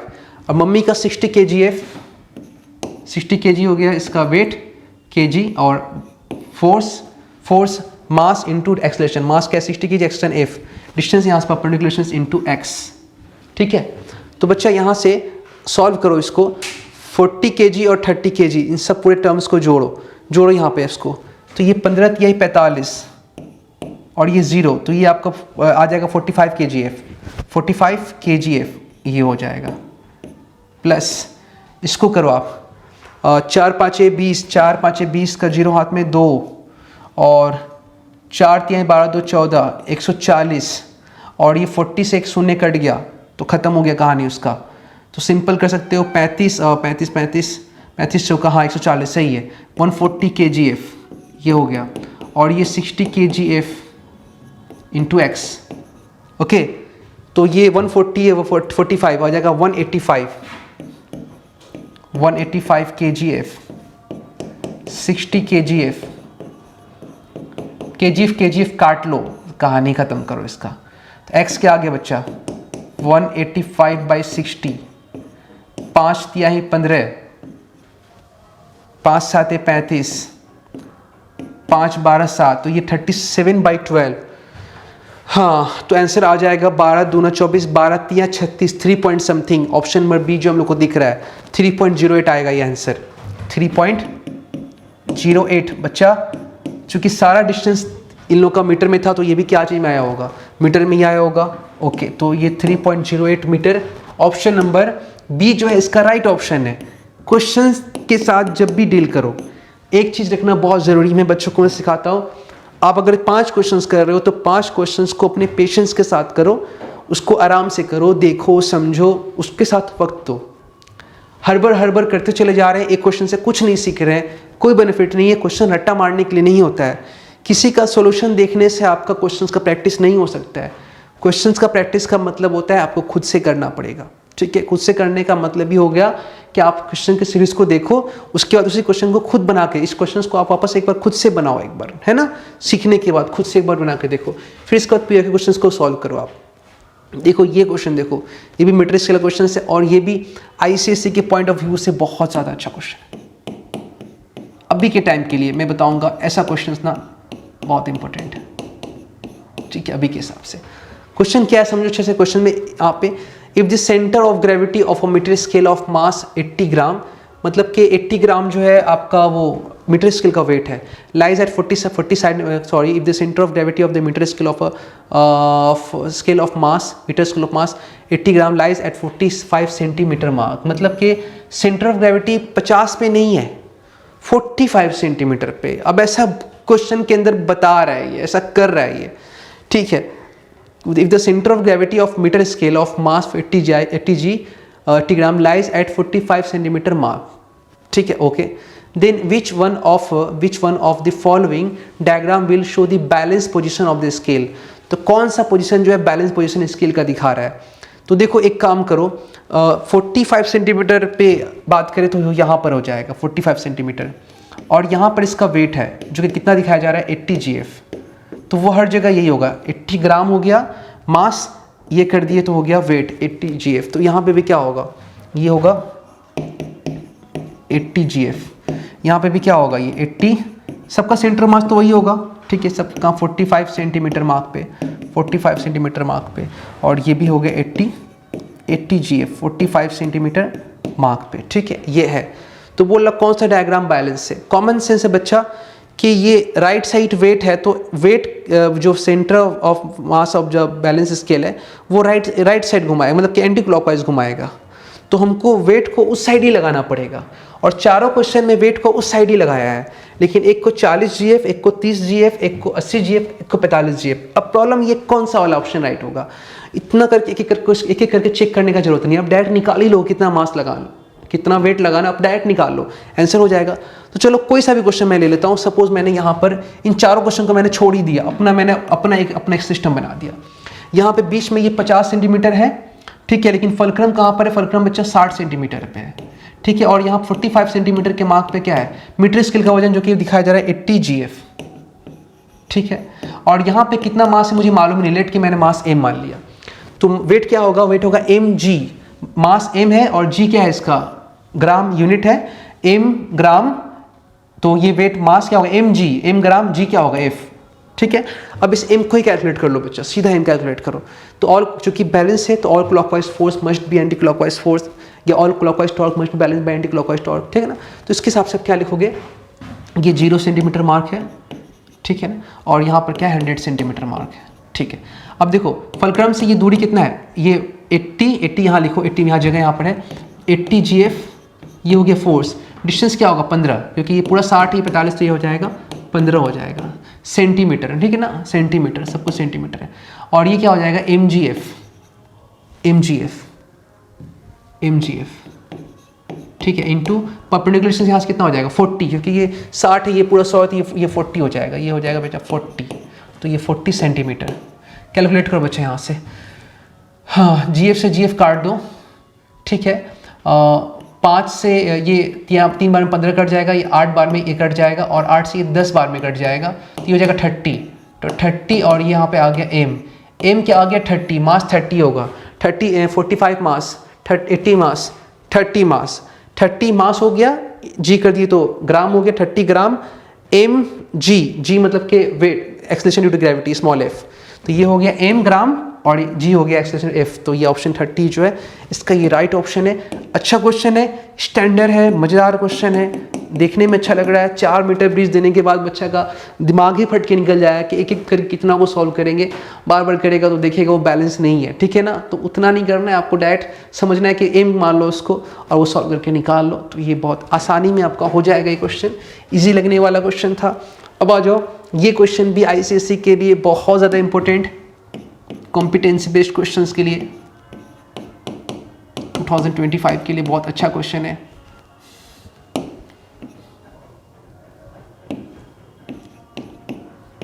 आ जाओ, क्वेश्चन को अच्छे से देखते हैं, अच्छे से पढ़ते हैं, मजेदार क्वेश्चन है। ऐसा क्वेश्चन जनरल लाइफ में करने में बहुत मजा आता है। चलो हम इसको करते हैं, समझना बात को अच्छा से। An object's center of gravity is a point at or near the object through which its center weight can be assumed to pass. Center of gravity एक ऐसा जगह है, an object center of gravity is a point, एक point है, एक जगह है, at or near the object through which its center of weight can be assumed, जहाँ पे कंसिडर कर सकते हैं कि पूरा वेट उस सेंटर पे ही एक्ट हो रहा है, ठीक है, can be assumed to pass, जहाँ से पूरा center of weight पास कर रहा है, ठीक है। An object is stable if a vertical line drawn from its center of gravity, और बोला एक ऑब्जेक्ट क्या है, वो स्टेबल फील कर रहा है जब एक लाइन पास करेंगे। An object is stable if a vertical line drawn from its center of gravity। देखो ये जो क्वेश्चन है ना, ये मेरे इस बॉटल से सॉल्व हो जाएगा, क्योंकि उस कुछ ऐसा ही स्ट्रक्चर है, इसको मैं समझाता हूँ, पर थूथना भी कुछ वैसा ही है, ठीक है। समझो, अभी अगर मैं इस बॉटल को अगर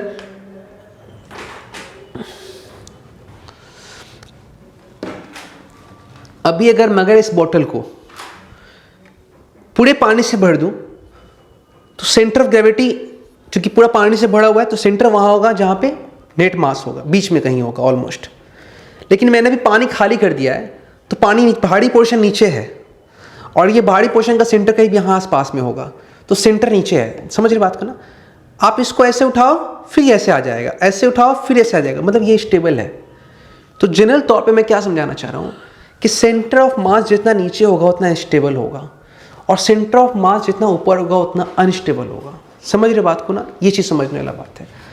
तो यहाँ पे एक वर्ड बोला है स्टेबल वाला, इसके साथ मैं टोटली एग्री नहीं हूँ। दोनों केस में ये जो लाइन है वो बीच से ही पास किया है, लेकिन ये और ये स्ट्रक्चर में काफ़ी फर्क है। बल्कि यहाँ पे लिखना चाहिए था एन ऑब्जेक्ट इज स्टेबल के जगह पे is in equilibrium if a vertical line drawn from its centre of gravity. जब सेंटर ऑफ ग्रेविटी से वर्टिकल लाइन ड्रॉ पास करेंगे तो उसको क्या बोलेंगे, इक्विलिब्रियम। मैंने इस बॉटल को यहाँ पे ऐसे, सपोज एक किताब है, मैंने सपोज कर लिया कि किताब है, और इस किताब पे मैंने इसको ऐसे रख दिया, ठीक है ना। अभी मैं हिलाऊंगा डुलाऊंगा तो जल्दी ये गिरेगा नहीं, ठीक है ना। इवन कितना भी कर दिया तो वापस आ गया, लेकिन जब इसको मैं इतना कर दूँ तो वो गिर जाएगा, गिर जाएगा। लेकिन अब इस चीज़ को ऐसे कर दूंगा, प्रैक्टिकल बेस्ड क्वेश्चन बोला है इसी के अंदर, देखो ये बैलेंस मैं कर सकता हूँ लेकिन छोड़ते ये गिर जाएगा।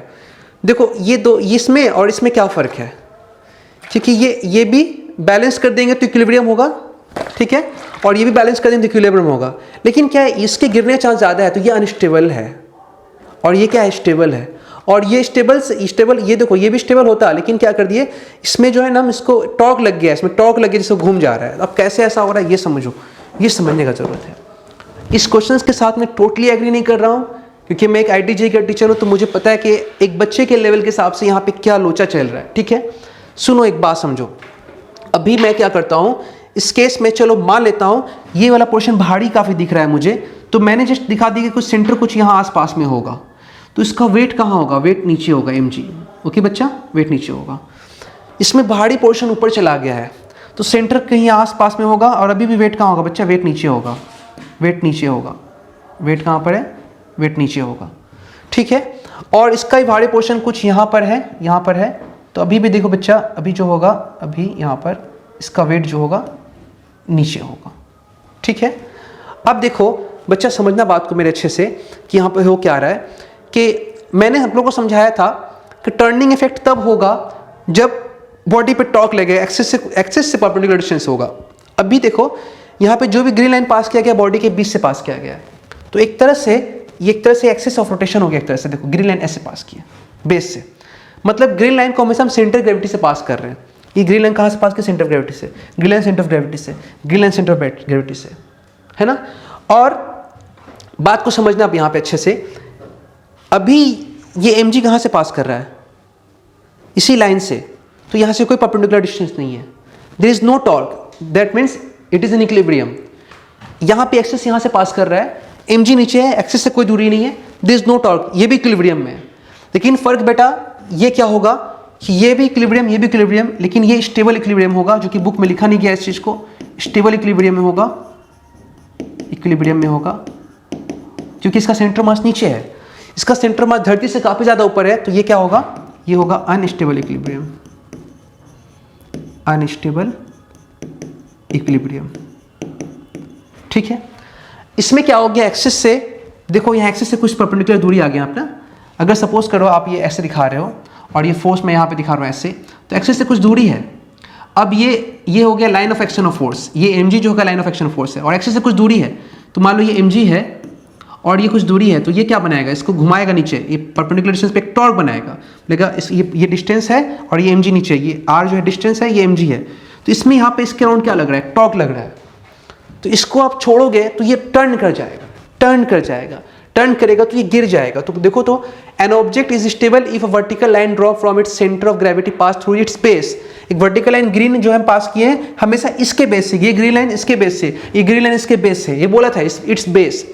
अ girl places wooden toy in 3 different position in her cupboard as shown, यहाँ पे दिखाया गया है। तो बोल रहा है इसमें क्वेश्चन इनकम्प्लीट है कि कौन सा जो है वो छोड़ने के बाद जो है वो गिर जाएगा, टॉपल कर जाएगा। टॉपल करने यहाँ पे क्वेश्चन इनकम्प्लीट है, तो इन 3 डायग्राम में से कौन सा जो केस है टॉपल कर जाएगा, मतलब गिर जाएगा, उलट जाएगा।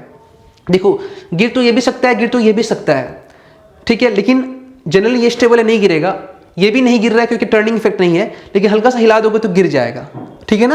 लेकिन फिलहाल तो नहीं गिर रहा, टॉपल नहीं कर रहा। इसके टॉपल करने का चांस बहुत ज़्यादा है क्योंकि यहाँ पे नेट टॉर्क ऐड कर रहा है। नेट टॉर्क ऐड करेगा तो इक्विलिब्रियम नहीं होगा, नो इक्विलिब्रियम, नो इक्विलिब्रियम। तो ये इसमें आप 100% चांस हो गया कि ये गिर जाएगा क्योंकि इक्विलिब्रियम में नहीं है, तो नेट टॉर्क की वजह से वो घूम जाएगा। तो only P, only R, P, ये पी है, ये क्यू है, ये आर, तो आंसर हो जाएगा ओनली आर। तो ओनली आर वाला ऑप्शन जो है ये आपका राइट ऑप्शन है। बहुत मज़ेदार क्वेश्चन, एकदम ज़बरदस्त क्वेश्चन ये वाला। अच्छे से प्रैक्टिस करो और फटाफट मेरे वीडियोस को अच्छे से लाइक कर दिया करो ताकि मुझे भी थोड़ा खुशी मिल जाए, क्योंकि हर बार मैं अपने वीडियोस में देख रहा हूँ कि कितना व्यूज़ आ रहा है, कितना व्यूज़ नहीं आ रहा है ना, मैं चेक करते रह रहा हूँ इस चीज़ को। चलो ठीक है, अब अगला क्वेश्चन यहाँ पे क्या है। ये क्वेश्चन भी बहुत जमदार क्वेश्चन है, एकदम तगड़ा क्वेश्चन जिसको बोलते हैं, ठीक है ना बेटा। ये तगड़ा क्वेश्चन का जो कंसेप्ट है, देखो क्वेश्चन क्या है, क्वेश्चन को पढ़ते हैं। In the diagram below 4 cones are depicted each with height of 12 centimetre. हर कोन का हाइट दिया गया है 12 सेंटीमीटर, ये गिवन कर दिया है। The position of the centre of gravity, the position of centre of gravity is indicated by dots locate at 9 centimetre, 8 centimetre, 4 centimetre, 3 centimetre from the apex of each cone, which of this cone is a completely solid. देखो ये तीनों कोन है और apex से यहाँ पर देखो, यहाँ पे एपेक्स से 9 सेंटीमीटर, 8 सेंटीमीटर, ये हो गया 9 सेंटीमीटर, 9 सेंटीमीटर, ये है 8 सेंटीमीटर, उसके बाद फिर 4 सेंटीमीटर ऊपर जा रहा है और ये 3 सेंटीमीटर पे इन कोन का सेंटर ऑफ मास है। मतलब इसका सेंटर ऑफ मास यहाँ, इसका सेंटर ऑफ मास यहाँ, इसका सेंटर ऑफ मास यहाँ, इसका सेंटर ऑफ मास यहाँ, एपेक्स से। तो इसमें से कौन सा कोन जो होगा सॉलिड होगा। चूंकि कोन का बात आ गया है तो मैं डिस्कस कर दे रहा हूँ। हम लोग क्लासरूम में ज़्यादातर बच्चों को कोन को पढ़ाते हैं तो हम लोग बेस से ही दिखाते हैं, और मैंने बताया था कोन 2 तरह का होता है, एक सॉलिड कोन और एक हॉलो कोन। ये बच्चों को हम लोग याद करवा देते हैं, ये बुक में दिया तो बोलते हैं याद कर लो, ठीक है ना। तो सॉलिड कोन, हॉलो कोन। सॉलिड कोन का जो सेंटर ऑफ मास होता है वो बेस से होता है h/4 की दूरी पे, और हॉलो कोन का जो सेंटर ऑफ मास होता है वो बेस से होता है h/3 की दूरी पे। तो अब ऊपर से भी निकाल सकते हो, जहाँ पे h क्या है, h बच्चा ये टोटल हाइट है, h बच्चा ये टोटल हाइट है, h जो है ये टोटल हाइट, क्लियर ना। तो अब चाहो तो आप ऊपर से भी निकाल सकते हो। तो h/4 हो तो ये क्या हो जाएगा, ये हो जाएगा 3h/4, और ये h/3 है तो क्या हो जाएगा 2h/3, है ना ऊपर से, लेकिन बेस का आप नीचे से याद रखो, ठीक है ओके। तो अब यहाँ पे बात समझना है कौन सा सॉलिड है। तो बेस का हाइट तो आपको दिया है ना कि सबका ही हाइट 12 सेंटीमीटर है, सबका ही हाइट कितना है 12 सेंटीमीटर। तो क्यों ना डायरेक्ट हम निकाल ही ले। सॉलिड कोन के लिए क्या होता है, बेस से h/4 और ऊपर से 3h/4। तो 3h/4 यहाँ पर एक में दिया है, मतलब कि h तो दिया है ना, h कितना दिया हुआ है, टोटल h आपको दिया हुआ है 12। तो h को ये 3/4 रख दो और h क्या आ जाएगा 12। तो 4 3 12, 3 3 9 सेंटीमीटर, 9 सेंटीमीटर, है ना। तो अगर 12 सेंटीमीटर है तो ऊपर से अगर आप काउंट कर रहे हो तो, क्योंकि क्वेश्चन में ऊपर से दिया हुआ है तो ऊपर से क्या हो जाएगा 3h/4। तो 3h/4 अगर ये 12 है तो ये कितना होना चाहिए, ये होना चाहिए 9 सेंटीमीटर पे। और पहला ऑप्शन ही राइट है, 9 सेंटीमीटर वाला जो होगा राइट ऑप्शन होगा वो सॉलिड कोन होगा, ठीक है। इसके अंदर जब चेक कर सकते हैं कोई हॉलो है भी क्या, वो भी चेक कर सकते हैं। चलो हॉलो का नीचे से h/3, ऊपर से क्या होता है 2h/3, और ये कितना दिया हुआ है इसमें, इस केस में h क्या दिया हुआ है, h दिया हुआ 12, h दिया हुआ है बेटा 12 दिया हुआ है। तो देखो यहाँ पर 12 × 2/3, 12 × 2/3, तो ये आ जाएगा 3 चौका 12, 4 दूना 8 सेंटीमीटर। ऊपर से जिसका 8 सेंटीमीटर होगा, ऊपर से 8 सेंटीमीटर, ये हॉलो कोन है, ये हॉलो पूछा नहीं था लेकिन मैंने बता दिया। तो ये बेटा सॉलिड है और ये क्या है, हॉलो है। बाकी क्या है सर, बाकी मिक्स टाइप का कोन होगा जो ना पूरी तरह से सॉलिड है ना पूरी तरह से हॉलो है, कुछ मिक्स वैरायटी ऑफ कोन उसके अंदर होगा। बाकी ये दोनों सॉलिड और क्या हो गया, हॉलो हो गया।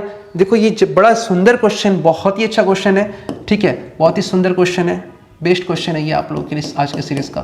आईसीएसई के पॉइंट ऑफ व्यू से बहुत करीबी क्वेश्चन है, आपको यहाँ से आने का चांसेस है क्वेश्चन। अब आ जाओ, ये लास्ट क्वेश्चन हम लोग का, ठीक है, इस क्वेश्चन को करते हैं और आज के सीरीज को हम लोग क्या करेंगे, कंप्लीट करेंगे। होप है आप लोगों को बहुत अच्छा लग रहा होगा। फटाफट लाइक करते जाइए क्योंकि आज लास्ट क्वेश्चन है हम लोग के सीरीज का, और आपसे एक सब्सक्राइब करने का उम्मीद है, बेल आइकन प्रेस करने का उम्मीद है, और सबसे बड़ा उम्मीद है कि मेरे वीडियो को एक पहचान तभी मिलेगा जब आप लोग हमें सपोर्ट करेंगे, हमारे वीडियोस को अपने दोस्तों के भी शेयर करेंगे। तो मुझे बहुत एक्सपेक्टेशन है आप लोग से कि आप लोग ऐसा जरूर करेंगे मेरे सपोर्ट के लिए।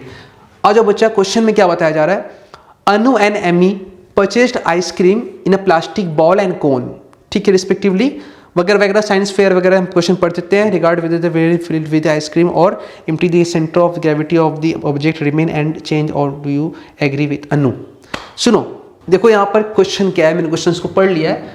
अनु और एमी मान के चलो, ये अनु हो, एमी हो, या फिर जो भी है, एवी हो, कुछ भी हो, आप लोग आइसक्रीम खरीद रहे हो। सपोज आप ही अकेला खरीद रहे हो आइसक्रीम, और आप एक आइसक्रीम कोन में खरीद रहे हो, एक आइसक्रीम बॉल में खरीद रहे हो। तो ना बच्चे लोग, कुछ बॉल के अंदर आइसक्रीम मिलता है, कुछ बच्चे कोन के अंदर खाते हैं आइसक्रीम्स को, तो वो लोग आइसक्रीम खरीद रहे हैं, ठीक है। ये क्वेश्चंस मैंने बहुत जगह पे बहुत अलग अलग रूप में देखा है। तो मैं एज ए सीनियर टीचर, क्योंकि मैं जेईई नीट को पढ़ा रहा हूँ, तो मेरा पॉइंट ऑफ व्यू बाकी टीचर से थोड़ा हटके आ रहा है, लेकिन मैं इसका रीज़न दूंगा कि क्यों हटके आ रहा है। मैं इसको समझाऊंगा इस चीज़ को आपको, क्योंकि सेंटर ऑफ मास किस पे डिपेंड करता है, ये बहुत ज़रूरी है। समझना बात को अच्छे से बच्चा, समझना, एक बात समझो। तो अनु बोल रही है क्या कि आइसक्रीम को खा जाओ, खाली कर दो वहाँ से, या फिर आइसक्रीम को पूरा भरा रहने दो। सेंटर ऑफ मास वैसे ही रहेगा, वो चेंज नहीं करेगा। समझो बात को, सेंटर ऑफ मास शिफ्ट करेगा कि नहीं करेगा। एकदम सिंपल कहानी में समझा रहा हूं। भाड़ में गया कौन, और गया भाड़ में सब कुछ। ये एक खाली डब्बा है, खाली डब्बा है, इसका सेंटर ऑफ मास कहाँ पे होगा? खाली डब्बा है तो अभी फिलहाल बीच में होगा, सेंटर ऑफ मास अभी बीच में होगा, क्योंकि चारों तरफ से बराबरी है तो सेंटर ऑफ मास बीच में आ जाएगा। अब आपने क्या कर दिया कि इसको हल्का हल्का पानी से भरना स्टार्ट कर दिया, और यहां तक पानी भर दिया, यहां तक पानी भर दिया, यहां तक पानी भर दिया। अब आप यहां तक पानी भरेंगे तो पहले सेंटर ऑफ मास बच्चा यहां पर था, समझो बात को, यहां पर था। अब ऊपर का पोर्शन हल्का है, नीचे का पोर्शन भारी है, तो भारी पोर्शन नीचे तो सेंटर ऑफ मास भी नीचे है। इसका मतलब सेंटर ऑफ मास अब नीचे चला गया, क्योंकि पानी भारी है ना, ये बॉटल वाला एग्जांपल, सेंटर ऑफ मास बीच में अब नहीं होगा, नीचे है, नीचे है, ठीक है ना, भारी है, ठीक है। ये तो बेटा अब इसमें सेंटर ऑफ मास कहाँ चला गया होगा? कहीं आसपास में यहाँ पर होगा, एग्जैक्ट नहीं है, आसपास में कहीं यहाँ पर होगा, ठीक है। अब पानी भरते भरते भरते जा रहा है, पानी भरते जा रहा है, पानी भरते जा रहा है। एक मिनट रुक जाओ, कहाँ चला गया पेन? यहाँ है। पानी जो है अब भरते भरते भरते भरते मैंने क्या किया, अभी यहाँ तक भर दिया, यहाँ तक पूरा नहीं भरा मैंने, लेकिन तो अब सेंटर पर ऐसे कहीं उठ के उठते उठते ऊपर जाता होगा, क्योंकि पहाड़ी पोर्शन मैच कर रहा है ना, तो सेंटर मास कहीं यहाँ पे आसपास ऊपर उठ रहा होगा, बीच में यहाँ कहीं पे होगा। अब ऐसे ही करते करते करते करते पूरा पानी भर दो, पूरा पानी भर दो, पूरा भर दो। पानी जैसे ऊपर जा रहा है तो मास ऊपर जा रहा है, सेंटर मास ऊपर जा रहा है, तो ऊपर जाते जाते जैसे सेंटर मास फिर वहां पे पहुंच जाएगा। तो जब डब्बा खाली था तो भी सेंटर मास वहीं पे था, जब डब्बा पूरी तरह से भर गया तो भी सेंटर मास वहीं पे है। इंपॉर्टेंट ये नहीं है कि खाली कर रहे हैं, भर रहे हैं, मास का डिस्ट्रीब्यूशन चारों तरफ इक्वली अगर डिस्ट्रीब्यूटेड है तो सेंटर ऑफ मास वहीं पे रहेगा, अगर इक्वल डिस्ट्रीब्यूशन नहीं है तो सेंटर ऑफ मास नहीं रहेगा। इसी तरह से जब वो लोग आइसक्रीम खरीद रहे हैं, समझो बात को, आइसक्रीम खरीद रहे हैं, तो एक बच्चा आइसक्रीम कोन में खरीदा है, एक बच्चा आइसक्रीम कोन में खरीदा है, एक बच्चा बॉल में खरीदा है। तो चलो मैं दोनों को दिखाता हूं, ये आइसक्रीम कोन वाला और ये आइसक्रीम बॉल वाला, ये आइसक्रीम कोन वाला और ये आइसक्रीम बॉल वाला, ठीक है ना। अभी तो हम लोग को आइसक्रीम का डिस्ट्रीब्यूशन एग्जैक्टली नहीं पता है कैसा है, तो मैं ऐसा मान लेता हूं कि आइसक्रीम पूरा बेचारा इसके अंदर ऐसे भरा हुआ है। पहले आइसक्रीम पूरा भरा हुआ है, पूरा इसके अंदर भरा हुआ है, तो अभी तो बेटा ये सॉलिड कौन हो जाएगा, सॉलिड कौन हो जाएगा। और इसके ऊपर जो आइसक्रीम है बेटा वो पूरा इसमें बॉल में भरा हुआ है, तो ये एक सॉलिड स्फीयर हो जाएगा। तो बेटा अभी यहाँ पर सेंटर ऑफ मास सॉलिड कोन का हम लोग पढ़े बेस से h/4, तो अगर ये बेस हो गया तो यहाँ से ठीक h/4 की दूरी पे, h/4 की दूरी पे अगर इसका हाइट मैंने h मान लिया तो ये सेंटर ऑफ मास होगा। और नीचे से बेटा क्या होगा, 3h/4 की दूरी पे सेंटर ऑफ मास होगा, यहाँ पे सेंटर ऑफ मास होगा। जैसे ही थोड़ा थोड़ा आइसक्रीम खाएगी तो मास कम होगा, मास नीचे की तरफ जाएगा तो सेंटर ऑफ मास नीचे जाएगा। लेकिन जब पूरा आइसक्रीम खा जाएगी तो फिर वो सिमेट्रिकल हो जाएगा और वो हॉलो स्फीयर हो जाएगा, हॉलो स्फीयर हो जाएगा, सॉरी हॉलो कोन हो जाएगा। और हॉलो कोन का सेंटर मास कहाँ पे आता है, ऊपर से h/3। तो इसका मतलब ये हो गया कि आइसक्रीम खा जाएगी तो एकदम सिंपल कंसेप्ट है, आइसक्रीम खाने के बाद कोन वाले केस में, कोन वाले केस में अगर आइसक्रीम थोड़ा सा भी खा जाएगी तो सेंटर ऑफ मास h/4 पे नहीं होगा, आधा खा जाएगी तो भी नहीं होगा, पूरा भी खा जाएगी ना तो भी वापस नहीं आएगा, क्योंकि कोन है, इसमें वापस आ गया, इसमें तो कोन में वापस नहीं है, क्योंकि पहले वो सॉलिड कोन है, बाद में हॉलो कोन है। अगर पूरा खाली भी कर दो, इसमें क्या, अगर पूरा खाली कर दो, पूरा भर दो, सेंटर मास उसी जगह पे आ जाएगा। इसमें पूरा खाली कर दो, पूरा भर दो, पूरा भर दोगे तो h/4 पे, पूरा खाली कर दो तो h/3 पे, तो सेंटर मास फाइनली ऊपर चला जाएगा h/3, ठीक है ना, h/3। तो यहाँ 4 है तो ये वैल्यू कम है, 3 में 3 करने से मतलब क्या, 3 करने मतलब की वैल्यू क्या आएगा, ज़्यादा आएगा, तो सेंटर ऑफ मास नीचे आ जाएगा, तो ये हॉलो हो जाएगा ना, तो सेंटर मास h/3 होगा, h/3 ये होगा h/3 h/4, 4 का वैल्यू ज़्यादा है तो ये वैल्यू ये कम होगा, 4 ज़्यादा है तो ये कम होगा, 3 करो तो ये वैल्यू ज़्यादा हो जाएगा, h/3 यहाँ पर आएगा h/3। अरे नीचे जितना ज़्यादा होगा, नीचे जितना ज़्यादा होगा वैल्यू उतना कम होगा ना, ठीक है, तो h/4 है, कम है, और h/3 ज़्यादा होगा, तो इसका मतलब सेंटर ऑफ मास चेंज कर जाएगा। हम तो अनु के इस बात से एग्री नहीं करेंगे कोन वाले के हिसाब से। हॉलो में ऐसा हो सकता है कि पूरा भरा हुआ रहे या पूरा खा जाए, सेंटर मास बीच में ही आ जाएगा, क्योंकि हॉलो स्फीयर का centre of mass, solid sphere दोनों का सेंटर ऑफ मास बीच में ही होता है। जब पूरा आइसक्रीम भरा हुआ था तो भी बीच में होगा, पूरा खा जाएगा तो भी बीच में होगा, और अगर पूरा नहीं खाएगा, इतना खा गया इतना बाकी, सेंटर मास पहले नीचे जाएगा, पहले खा गए तो सेंटर मास नीचे जाएगा, पूरा खाया हुआ सेंटर मास फिर सेंटर पे आ जाएगा। तो इसका मतलब डिपेंड कर रहा है कि सेंटर ऑफ मास चेंज करेगा कि नहीं करेगा, मास का डिस्ट्रीब्यूशन कैसा है। अगर मास का डिस्ट्रीब्यूशन इक्वली होगा तो सेंटर मास वही रहेगा, नहीं होगा तो नहीं रहेगा। अब यहाँ पर जो क्वेश्चन है इतना एक अजीब सा रूप ले चुका है यहाँ, तो ऑप्शन यहाँ पे दिया गया है कि वैसा रहने वाला बात, does not change if mass is evenly distributed, can shift if distribution is uneven, both A and B, none. पहला ऑप्शन बोला does not change if mass is evenly distributed, अगर मास को इक्वल हिसाब से बांटा जाए तो सेंटर ऑफ मास चेंज नहीं होगा। तो यहाँ पे तो वो चीज़ नहीं कर पाएंगे हम लोग, हॉलो कोन में तो नहीं कर पाएंगे, क्योंकि हॉलो कोन में आप कुछ भी कर लोगे वो सेंटर ऑफ मास यहाँ पे चेंज हो ही जाएगा। तो पहले पॉइंट से डिसएग्री, पहले पॉइंट से डिसएग्री, क्योंकि सेंटर मास कोन वाले के में चेंज करेगा ही करेगा। हाँ, इसमें बैलेंस किया जा सकता है, आइसक्रीम को चारों तरफ अगर सेम तरीके से रखे तो सेंटर मास बीच में रहेगा। इसमें अगर चारों तरफ सेम भी रखेंगे तो भी हॉलो कोन बनने लगेगा, हॉलो कोन का सेंटर मास और सॉलिड का सेम नहीं होता है। तो पहला पॉइंट चूंकि सॉलिड और हॉलो दोनों को यहाँ मिक्स लेके किया गया है, तो पहले पॉइंट से एग्री नहीं होऊंगा मैं, ठीक है। कैन शिफ्ट, हाँ कर सकता है शिफ्ट, जैसे इसमें हो भी सकता है, इसमें नहीं है ना, कैन शिफ्ट, इसमें भी हो भी सकता है नहीं भी सकता है, अगर पूरा खा जाएगी तो बीच में ही रहेगा, थोड़ा सा खाएगी तो नीचे आ जाएगा, shift can shift. Can shift if distribution is uneven, अगर डिस्ट्रीब्यूशन अनइवन है तो ये एक ऐसा पॉइंट लगा दिया, अगर अनइवन डिस्ट्रीब्यूशन होगा तो शिफ्ट तो कर ही सकता है। तो ये प्रॉपर तरीके से राइट ऑप्शन जाएगा कि अगर मास का डिस्ट्रीब्यूशन अनइवन है, सही से नहीं है, चाहे कोन वाले केस में भी अगर शिफ्ट कर गया तो क्यों शिफ्ट कर गया, क्योंकि वो अनइवन है। हॉलो कोन का डिस्ट्रीब्यूशन और सॉलिड कोन का डिस्ट्रीब्यूशन सेम नहीं होता, अनइवन होता है, एक जैसा नहीं होता है। तो इसमें क्या हो गया, can shift if distribution is uneven, अगर डिस्ट्रीब्यूशन अनइवन है तो वो कैन शिफ्ट हो सकता है।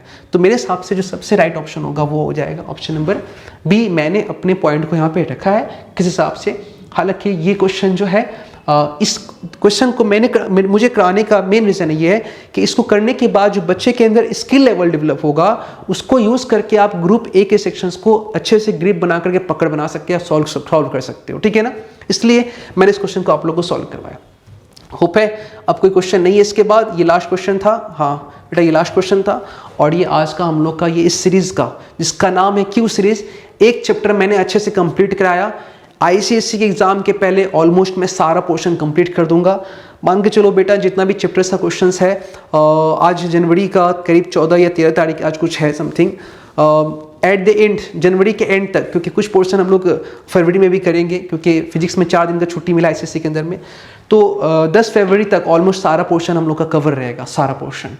अच्छे से जुड़ जाइए, अच्छे से प्रैक्टिस कीजिए, चैनल को सब्सक्राइब कीजिए, वीडियोस को शेयर कीजिए, बेल आइकन प्रेस कीजिए ताकि आने वाले सारे वीडियोस का आपको अपडेट जो है इन्फॉर्मेशन मिलता रहे। तब तक के लिए अच्छे से पढ़िए, स्ट्रांग रहिए, फालतू की चीज़ों में ध्यान मत लगाइए, एग्जाम टाइम करीब है, मोबाइल से थोड़ा दूर रखिए, इतना ही का फ़ायदा उठाइए जहाँ से जैसे क्या लग रहा है कि ये लेक्चर आ रहा है तो देखना है, उसका देखने के बाद फिर छोड़ देना है। पढ़िए, एग्जाम बाद फिर जो करना होगा छुट्टी में करेंगे, उसके बाद फिर साइंस लिए अगर आप लोग इंजीनियर डॉक्टर बनना है तो फिर आगे का प्लान क्या होगा मैं आप लोग को ये भी समझाऊंगा। तब तक के लिए बाय, गुड नाइट, अच्छे रहिए, स्ट्रांग रहिए, पढ़ते रहिए।